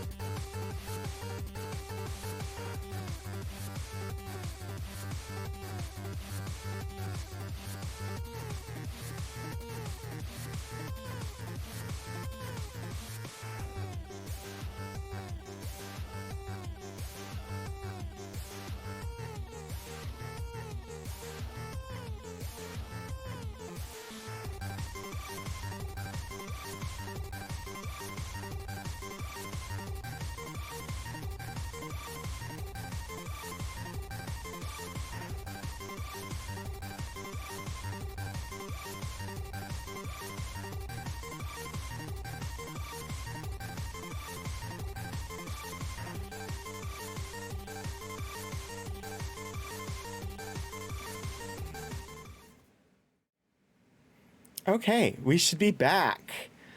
So, I talked to the sage Fleera. Business lets you wander around with no supervision? You're interrupting our lesson. Could use more interruptions. Sorry, I didn't mean to get in your way.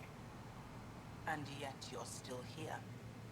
As I was saying, the propulsion system that took Bashal to the skies was inspired by 4 remnant pieces. And that's just one. Much of our progress was prompted by the discovery of remnant artifacts. I can't not ask, but she's clearly going to be mad at me when I do. Where are these artifacts you're talking about? The few that still exist reside in Aya's repository. However, many have been lost. Though there are rumors that as wilds grow wilder, things long buried may be unearthed. Sounds like a quest.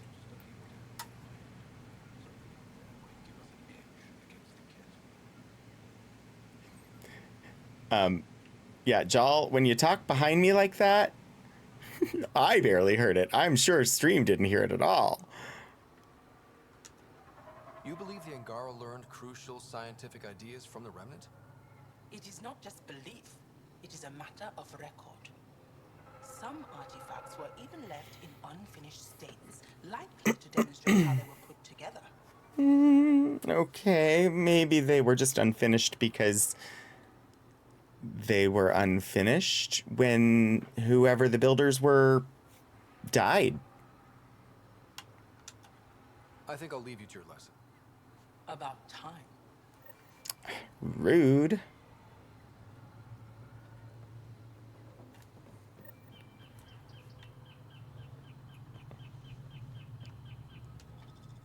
Ah, good. I wanted to talk with you. How are you able to use the remnant? Oh dear. I can say an AI or dumb luck.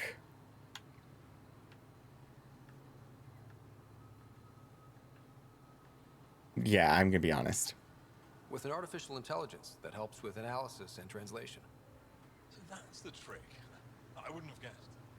Angara, who live close to remnant technology, sometimes learn how to use specific tech. It requires intense What concentration. are you doing? If we can make it work, we've never understood how it works. So some of you can use Remnant tech, but you don't know how it works? Not all remnant tech, no. Like I said, specific pieces. Take Mithrava, for example. Some of us can operate the security that protects the sanctuary. The knowledge was passed down through generations. In my case, it took a year to learn how to open a simple door. The difference between knowing you can eat a tree's fruit and understanding why that tree bears fruit. I should be going. Suit yourself. What are you doing? You're just making motions against that rather large pot? Except you're not even touching it.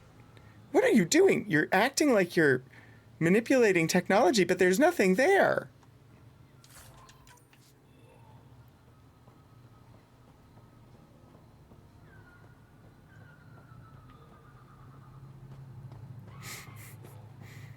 Very strange. Selav, who remembers. Translated from Shalesh. History is breath. It moves through us, gives us life. Like breath, it cannot be caught in a glass. Selav decided that once in every 50 cycles of our sun, we would reach out to the archivist Sinaya to renew our knowledge of our people. Thus, we remember. Ooh, chili, chili, chili! Enjoy your chili.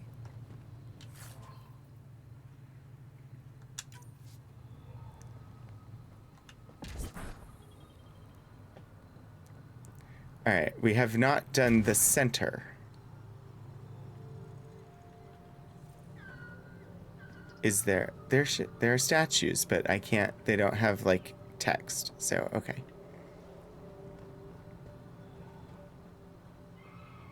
All right, I guess we are done here for the moment.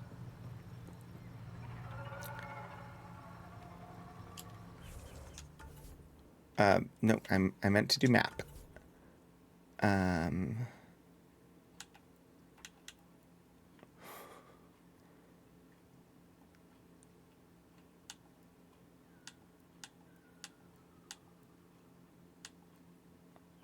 Buried cave? Forgotten depths? Apparently there's something in the Forgotten Depths that I need to get to, but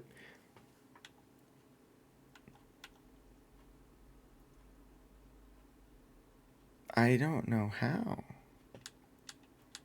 That's okay. We are here? Or no, we're here-ish, but we're on the wrong level to do that thing. A dying planet. Come on, I want to read the thing. Go to the location Esmus mentioned. Okay, and then this one is not going to tell me. I'm going to fast travel, and then I'll look at them, and we'll decide where to go.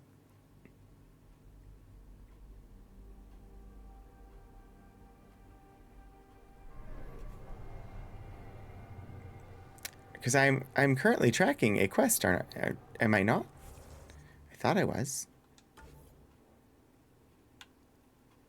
But I don't see the quest I am tracking.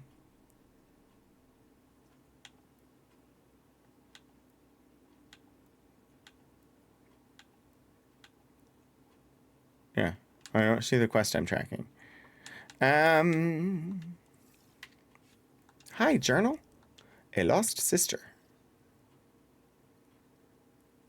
It's in... Wait for a way to cross the chasm to Old Palav. Got it, okay. First Sage Esmus believes the reincarnation of an Angaran champion named Zorai may know the location of Havarl's lost monolith. To unlock the memory, you must obtain an heirloom that belonged to Zorai's family. It is lost in an area swarming with remnant.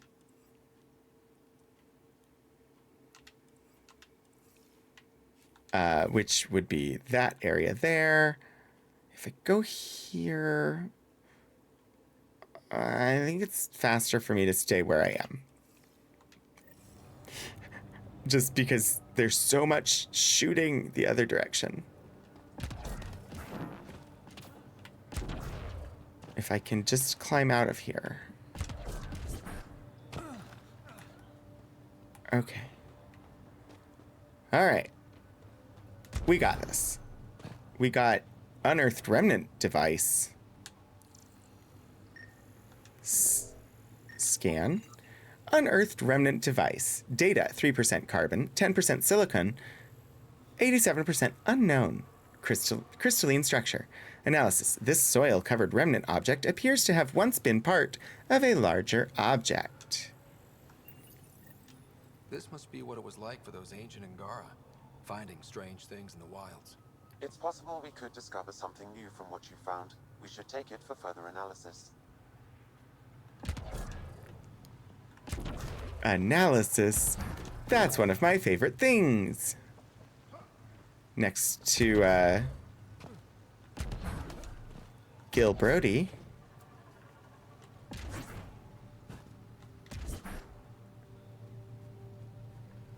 Also, I think he would like it. I'm sure Gil would enjoy analyzing it.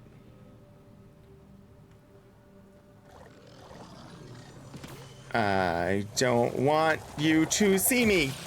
Stop. Stop observing me.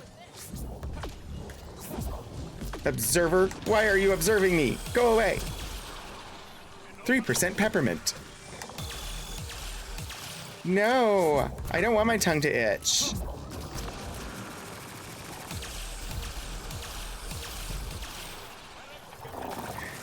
Yes, I have a sensitivity to mint. It makes my tongue itch. Nice work.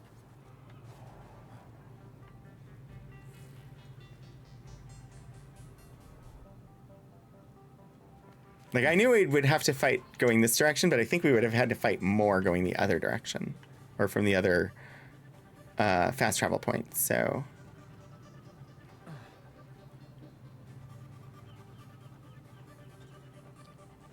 Ah! I was not prepared. And I threw you behind me, and I did not mean to. That was not good for me. Jal, are you okay, Jal? I heard you say someone help me. Unless it wasn't Jarl that said it. So don't lick the mineral sample. Don't lick the mineral sample. But taste is one of the primary investigatory senses. But also don't lick the mineral sample because, ew, it's probably poisonous.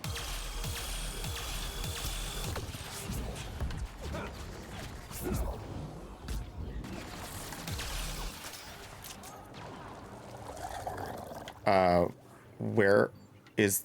I think that's it. Good work. I heard something in my ear and...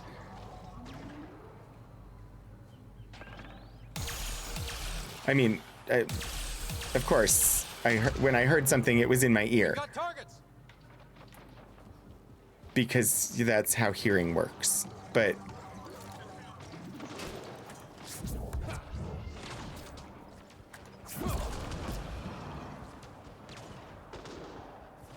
Alright, we got Rokar.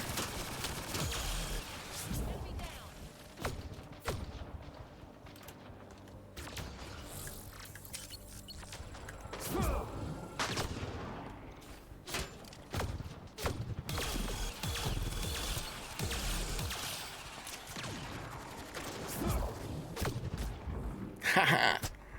Oh, he went all flippy floppy. Oh dear. Ah.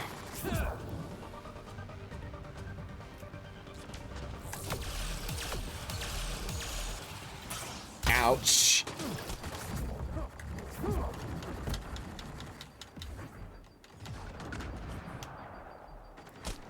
I need health. I need health. I need to escape. Escape.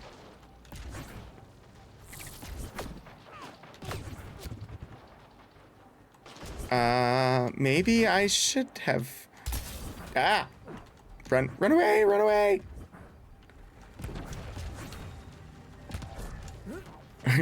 Well, we're going to this fast travel point anyway.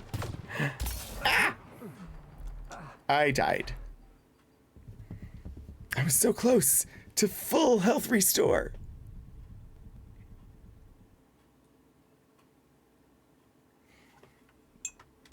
It's okay.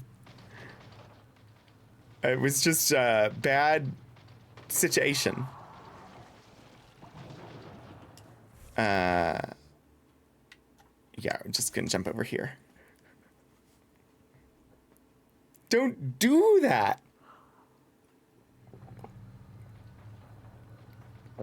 It's not what I wanted to do. Honestly, I could use some air support at this point, but nobody seems to want to provide such.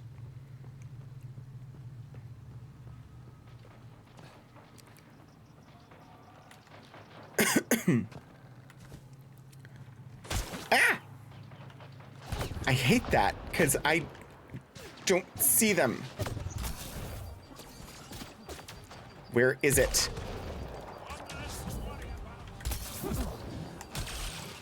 Where are they shooting from? They're not.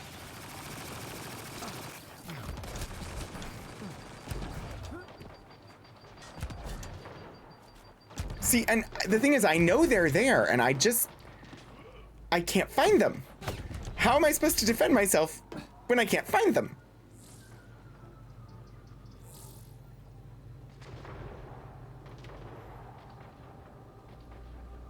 It's fine. Hostiles. No kidding. I certainly have some hostility toward them myself. Enemies. Uh-huh. You think?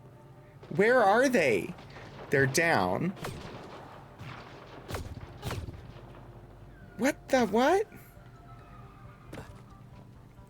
Okay, HUD, you're not helping me here. I don't know where they are. Just gonna start shooting.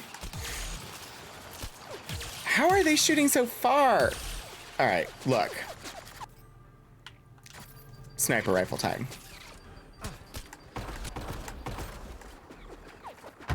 But also, find cover.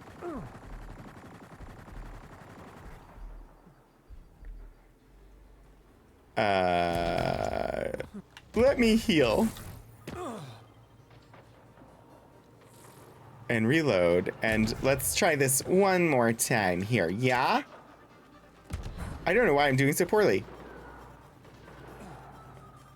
It's usually, I mean, I have a hard time with this group of enemies anyway, but...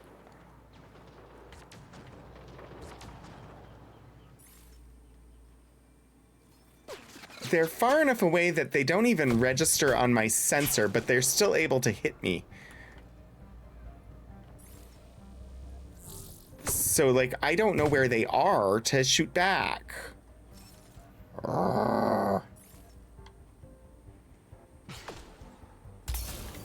Where? Where?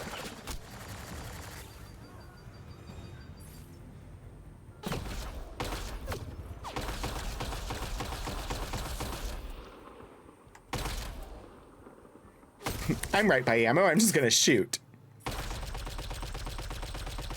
We're gonna spray and pray a little bit.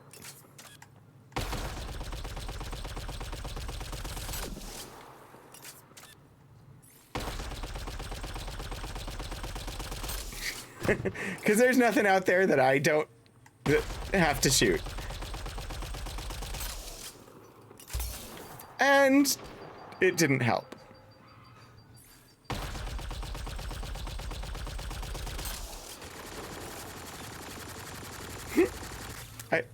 It seemed like Jal was doing the same thing. I'm gonna reload and re-health, and then we'll try venturing forward, because it seems like we're getting shot at less now. Message to Avela, translated from Shalesh. I know you told me not to go near the ancient crash site that surfaced, but I had to give it a shot. You were right. Too difficult to get there. Remnant chased us off before we got halfway down the ravine. Hopefully you can get here yourself. You were always good at dodging those machines. Though I don't know how safe it'll be with those outsiders roaming around, the spiky ones. Have you seen them? I don't know how to feel about it. I got off track. The point is, you were right. We're still studying the monolith, but I'll let you know if we find anything you can mention in the repository. Torvar. Shooting everything that's not them doesn't seem to be winning the fight. I know. I might have to try that sniper rifle sometime. Oh, it's the, I like it. It's the Indra. It's not an Angara one.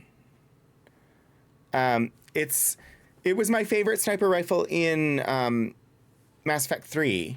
So it's the Indra sniper rifle. It's a rapid fire sniper rifle.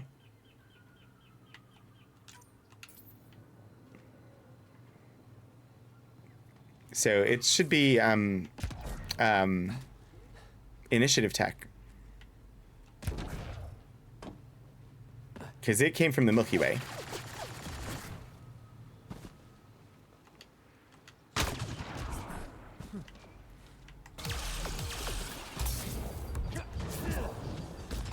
Unless you mean theirs. Because theirs has been incredibly effective.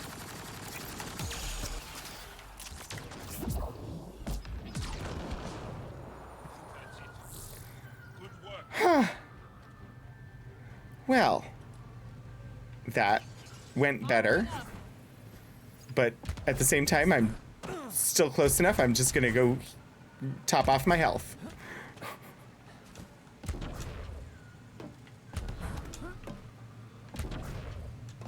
If I can find it, yeah.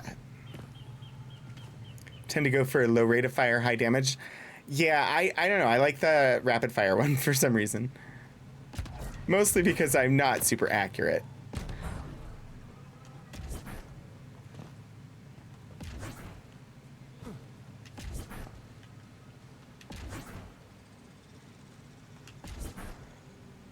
All right.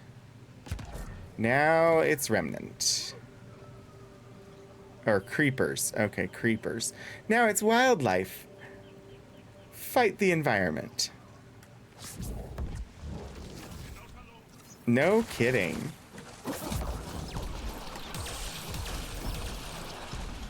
I also have my this is a laser rifle, but it's equipped with the cold module, so it is a freeze ray. Because just like I feel with fantasy that if ice magic is available, ice magic is the choice. Freeze ray over generic laser every time. And the best melee weapon is a frying pan.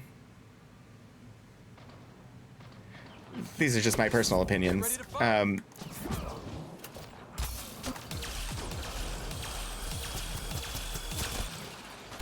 Apparently, I'm in electrical current. Not good. Oh, dear. Where'd it go? Feel free to.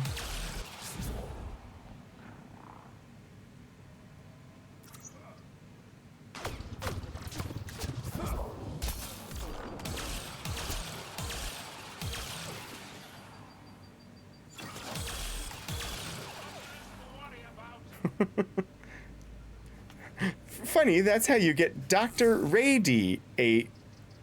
Dr. Radiant ain't. Dr. Radiant. To stop moving. Freeze Ray. It took me forever to read it, but it was still good. I will award some pointillism in a moment.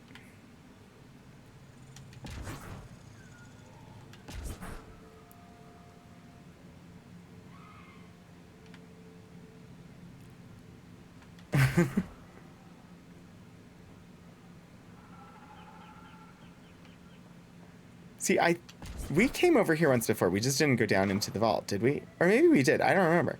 But apparently we didn't find all the thingies either. Because there's thingies to be thingied.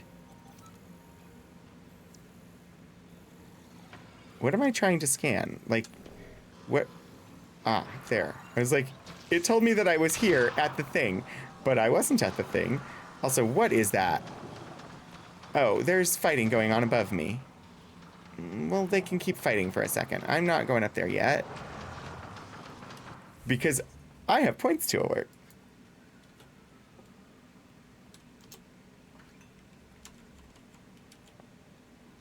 Did I give all the points to the right people? I don't remember.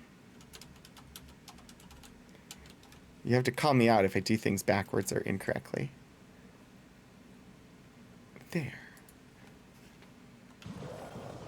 Alright. Are we good? I think... Oh yes, I forgot. It's a dinosaur fighting remnant. And when Peter Venkman doesn't know what kind of laser weapon he has, he says, "What did you do, Ray?"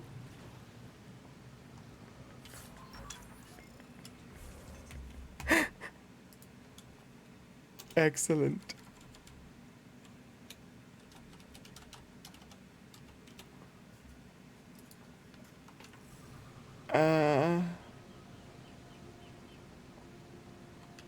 I got thingies.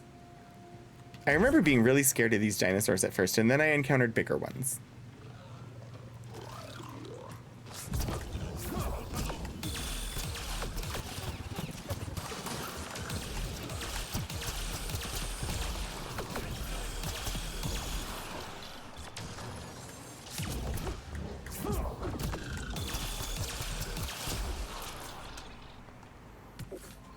Of course, puns earn pun points. Pun points are awarded arbitrarily according to... We are approaching the location provided by Esmus. Stay sharp, everybody. There's supposed to be remnant crawling all over this place. Pun points are awarded in a similar fashion to points in the old TV show Whose Line Is It Anyway? And are just as useful.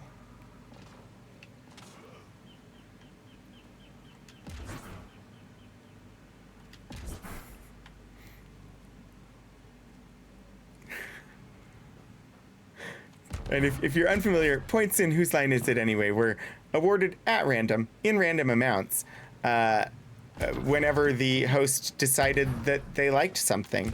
And they were their ultimate use, whoever had the most points, got to lead the reading of the credits. Because they were entirely for entertainment purposes only. At the moment, I don't really have an actual anything for you to spend them on, and they are arbitrarily assigned. But they're still fun. At the end of the year, Rogan sends us cash to the amount of pun points. Oh my gosh, that would be a lot of money.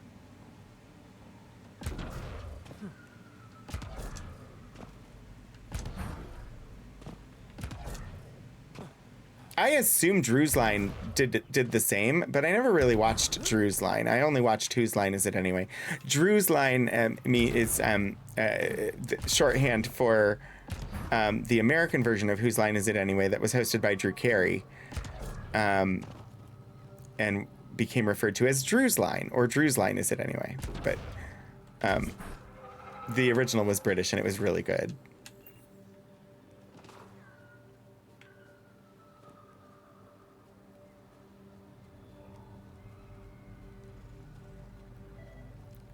Uh-huh. What? What do you got for me? Unearthed remnant device. Historians Got believe it. much of our progress was spurred by such finds. We might benefit from collecting these artifacts. Yeah. I am working on doing so. It would be so much easier if they were marked on the map somehow.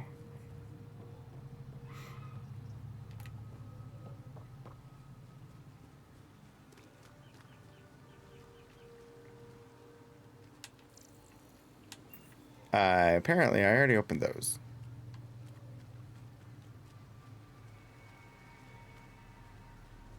There's just random treasure chests hidden in all sorts of places, and it's like, who put this here and why?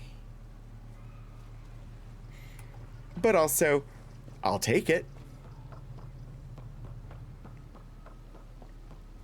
There is a tiny amount of suspension of disbelief that's required to play a game set in another galaxy where you're fighting robots and aliens, and so, you know, not everything has to make sense, right?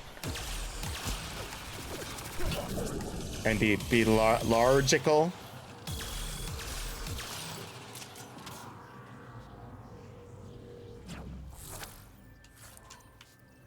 No, everything must be 100% accurate. 100% historically accurate. The Angara are real. Right? Me complaining about, like, why are there health packs everywhere? Because it's a video game. But in-game, why are they there? Who cares? It's a video game. I do think about it. I do sort of care. I wish that they were tied into the narrative a little bit more. But it's a video game. There need to be health packs and ammo recharge and whatnot.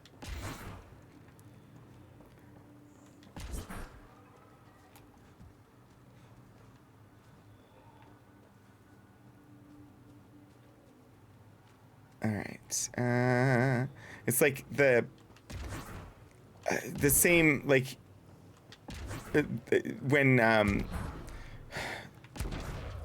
when people complain about there being, like, people of color in Lord of the Rings properties or stuff like that, and it's like, or in properties that are based on, like, European history, but they're fiction, but based on European history, and people complain that there are people of color, And it's like, okay, but there's magic and there's all sorts of things that aren't actually real. And your problem is that they cast that actor to play that part? Why are they called the Ket? Exactly. Like, it's for entertainment. It is not meant to be 100% historically accurate. And yet, at the same time, I do kind of wish that they would tie in the presence of the resources to the story more than they did in this game. I still love this game. I just wish, for my own personal preference, I would prefer that those elements be tied in more. And the only reason I'm harping on it is because I'm trying to explain why I keep mentioning it. But it doesn't really bother me that much. It just happens to be a focus of discussion that I connected with during today's play. And that's where my brain is right now. The developers grew up playing Doom, where there were all kinds of stuff everywhere with no explanation. I mean, yeah. Or like Castlevania, where there's like random turkeys in the wall. Fully roasted and ready to eat in one bite. It's a video game. Joel, what's your take on all this reincarnation stuff? You're asking if I believe. Yes, sure. Not the way Esmos does. Do you believe in life after love? Yeah, that one wasn't even Broadway. That was Cher. I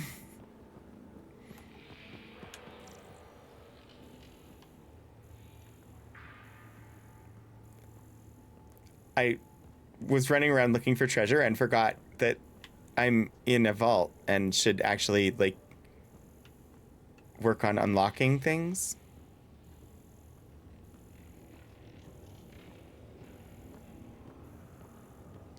Thankfully, I don't have to deal with vault tech. But that also means I don't have a Pip-Boy.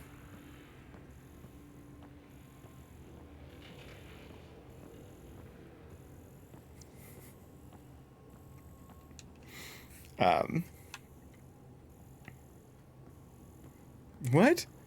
That's what the man wants you to do. Actually, like, play the game?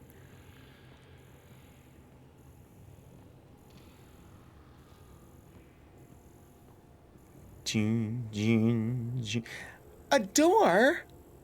Data. Composition 60% unknown alloy, 14% element 0, 26% ceramic. Structure. Heavy plating, actuators with a mutable flash-forged central panel. Analysis. A barrier typical in function but not form. This door is likely impervious to a wide array of low-yield effects. A door? Here? I keep doing that too. All right, here's our internal map. Oh, it's that one. Our objective is to the left through the door. So naturally, we'll be heading to the right.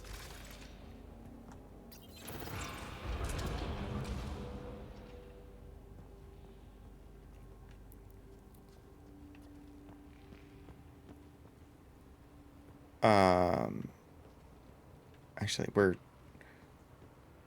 I just saw the time. We may not finish this section on stream today. Oh, yeah. Oh, dear.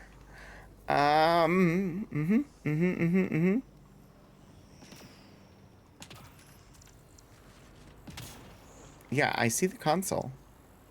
The console does not want to respond. This remnant interface console is unresponsive. It's either damaged or intentionally powered down. Did you see it near the parsley, sage, and rosemary?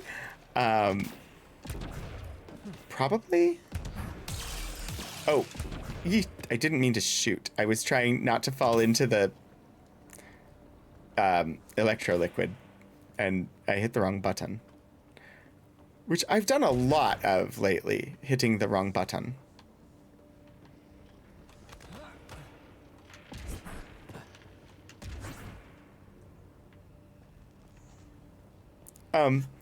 It's always a good sign when they give you a health restore right outside a door inside of one of these underground bunkers.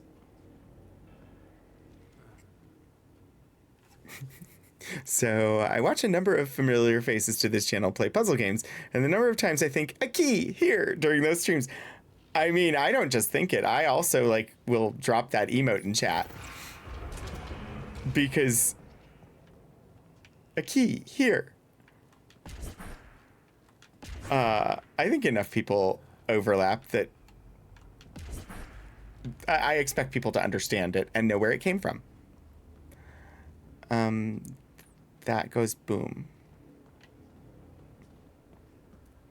Oh, and now they're giving me ammunition.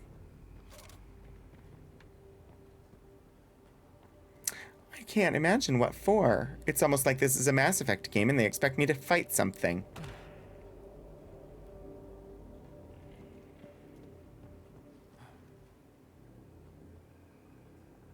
He's very quiet.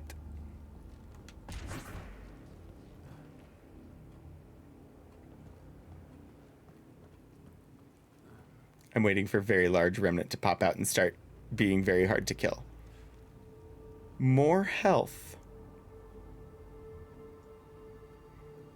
I do occasionally say it or drop the emote, but if I dropped that emote the number of times I think it would be kind of obnoxious. Well, I mean, I tend to, if I drop an emote, I drop the emote 3 times in one post. So, you know, that would help to give you a good number, right? Yeah, I think this is all area for us to retreat through.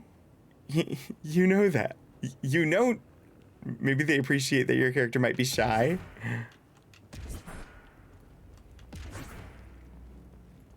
Yeah, no, this is just all,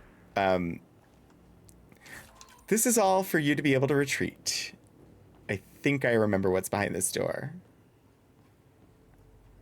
And I think I remember it being a yeep. I'm a save. Because I can. They're letting me save, so I'm going to. Okay. You don't know that. Come on, autocorrect. Work with me. Oh, you don't know that? Maybe they appreciate that your character might be shy. When you open a door and you expect gigantic robot to begin attacking you, and it's completely quiet. Fun times.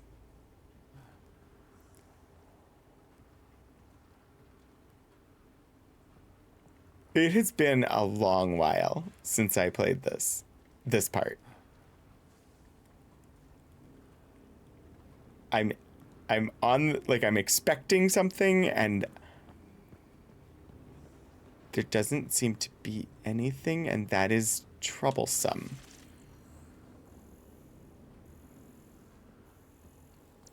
Oh, hello, Remnant Bridge. It's quiet. Too quiet. Doors and corners, that's where they get you. Unless, did we already come down here and it's just the new stuff? I think we might have already cleared this, and it's just the new thing that we came down here for that we need. That would seem to be possible, right? Because I thought we came over here already. Oh, thank goodness. I found my missing bag of groceries that had my missing chili ingredients. Yay! Something, something, long road, something, something there to here. Yeah, I'm fairly certain that we already cleared this bunker and that we just need to go to the new place. And I approached this as though we were coming here for the first time. I think we just need to go up here. Onward! It felt really weird going through here and being like, we're gonna get attacked. And it's because we went through here not too terribly long ago, a couple months, month or so ago, and did get attacked. And I was remembering that.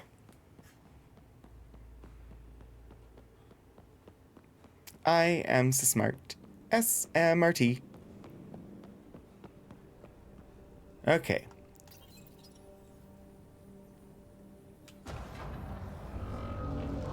Is loud door. Ooh. Ancient data drive, ancient remains.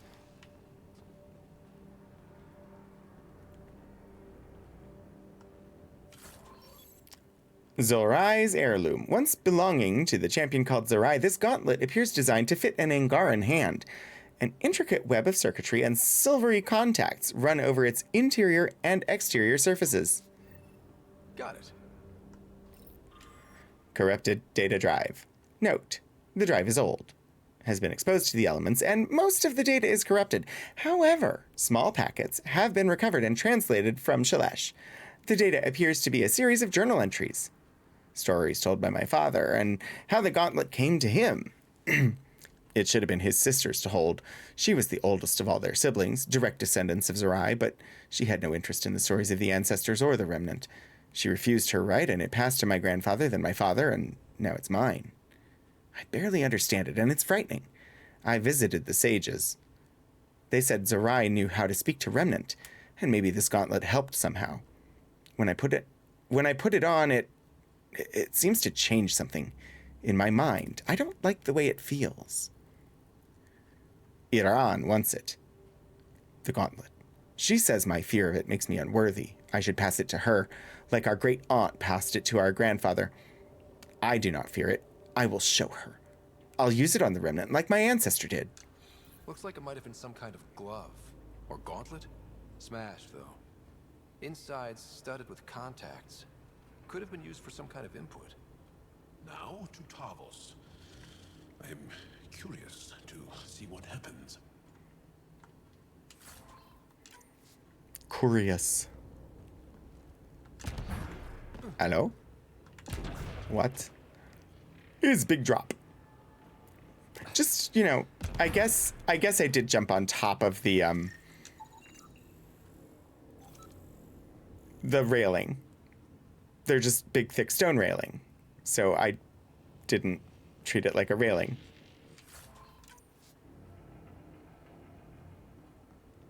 Okay.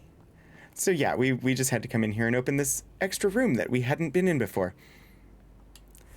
And I instead explored the entire thing by forgetting that we had been here already. All right. Next. Ooh. Go to Tavos's rogue car camp. Seems like we can get pretty close to it.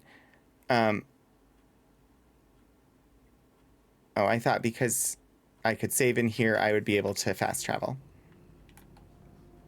I was wrong.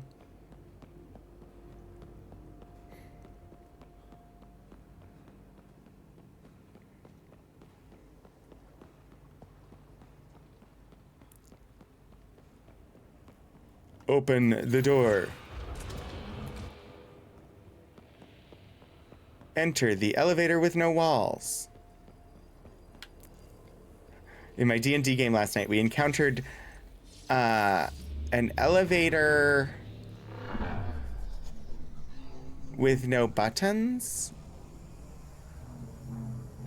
and no controls.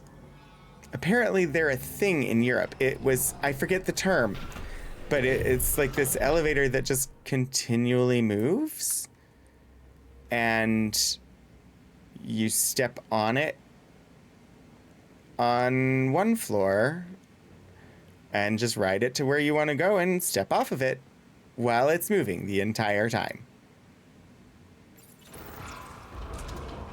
And the idea of that sounds terrifying to me. I understand that it moves slowly and that people do this all the time, apparently, in these elevators in Europe. I have never encountered one, and the idea of it just terrifies me a little. That said, it could have something to do with the fact that an elevator fell on my younger brother when I was a kid, but that's a whole story. He's fine. I forget what they were called, though. Now I have to look. Also, we do need to start wrapping, so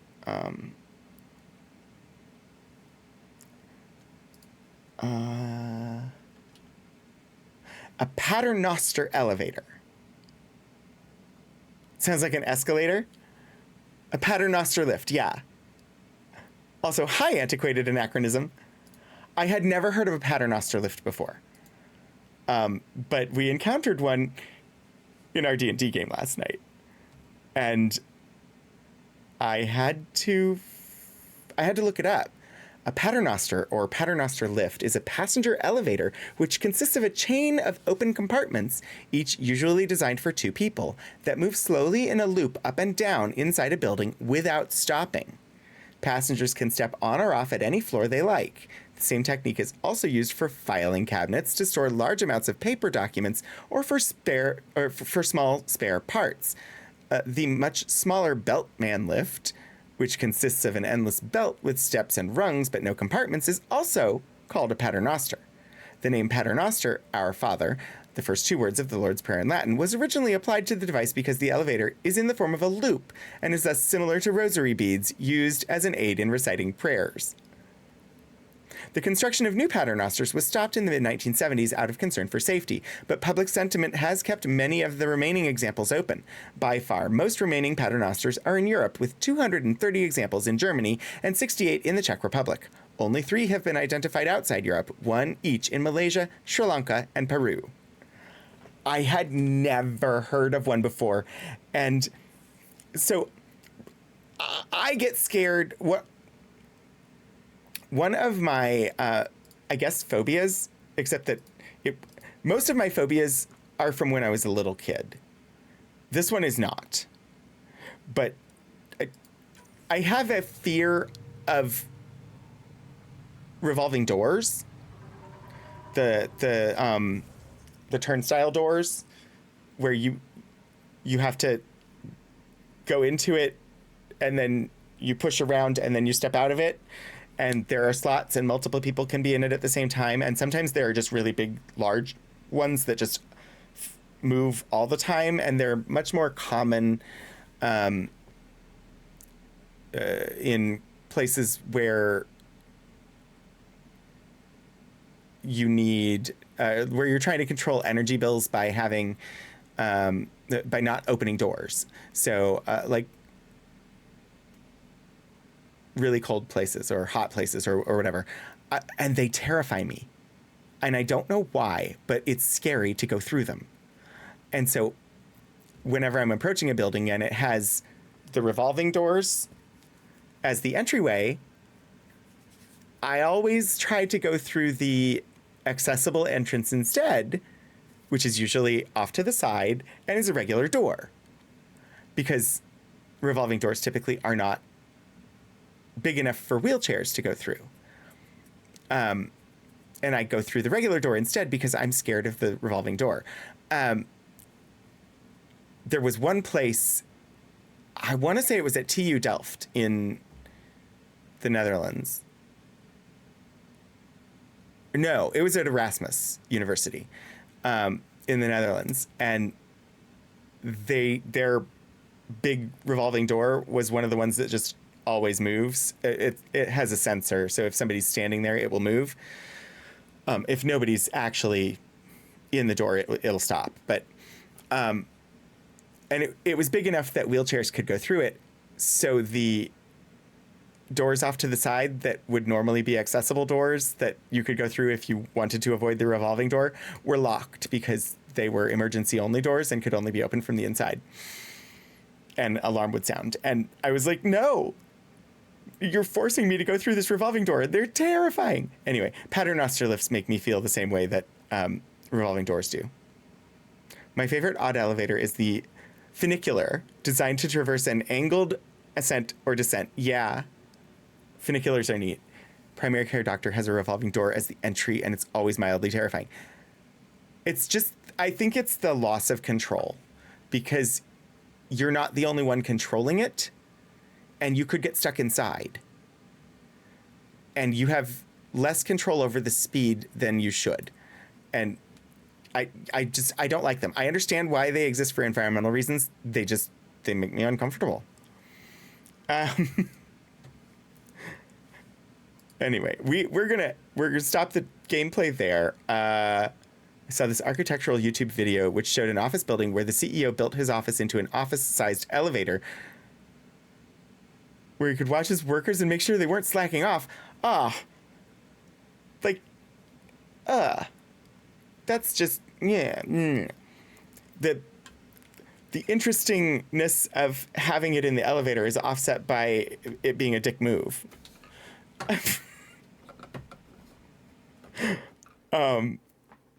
Okay, I'm gonna go to the credits scene because, yeah, the whole office going up and down, it's neat, I guess, but the only reason for it to do that is just, yeah.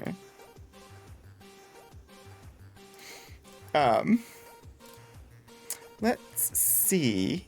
Do you remember having some glee as a small puddle glum when I discovered that the rubber mat in front of the door at the pharmacy was what controlled the door opening? Yeah. And when I was in high school and I worked at Toys R Us, watching kids figure out how automatic doors worked was always fun. And sometimes the doors would just open on their own because our doors were not controlled by a mat. They were controlled by a sensor above the door. And sometimes, like, something would blow past, or depending on the weather, the doors would just open on their own. Okay. I do need to end. So let's see. What should we possibly do today? This sounds like it could be good. The Completionist is doing a fundraiser for dementia research, showcasing new and upcoming indie games. That, I don't know The Completionist. I'm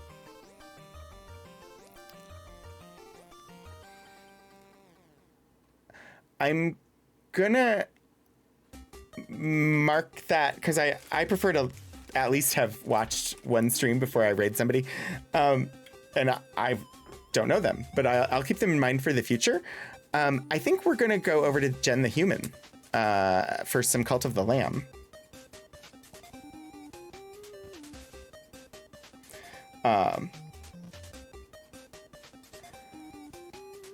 It looks like there's fun times happening over there, and yeah. So Jen the Human's a LGBTQ plus streamer, pansexual. Just a nice, fun person to hang out with. So we're going to head on over there for some Cult of the Lamb. I should say thank you very much, Bibliotech, for following. Thank you, Be Right UK, for the cheers and the cheers and the cheers. Thank you, everybody, for being here. Thank you, Stephen Joyce, for the raid earlier. Of course, thank you to my mods. I'm not sure where you were today, but thank you anyway, because having you is helpful, and I missed you today, but I know you're there for me. And yeah, so we'll raid on over to Jen the Human for some Cult of the Lamb. I do have a raid call if you want to drop it when we get over there. It is #Rogue Raid, and I have both subscriber and non-subscriber flavors prepared for you there if you wish to copy paste.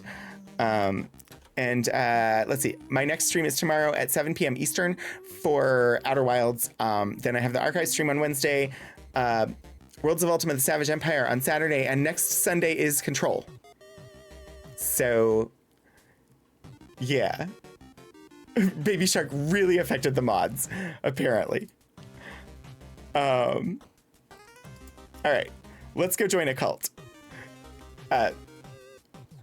Figuratively speaking, with regard to a really fun viewer interaction video game. I hope I see all of you again soon. Thank you so much for joining me. Until I see you next, get out there and do some shenanigans.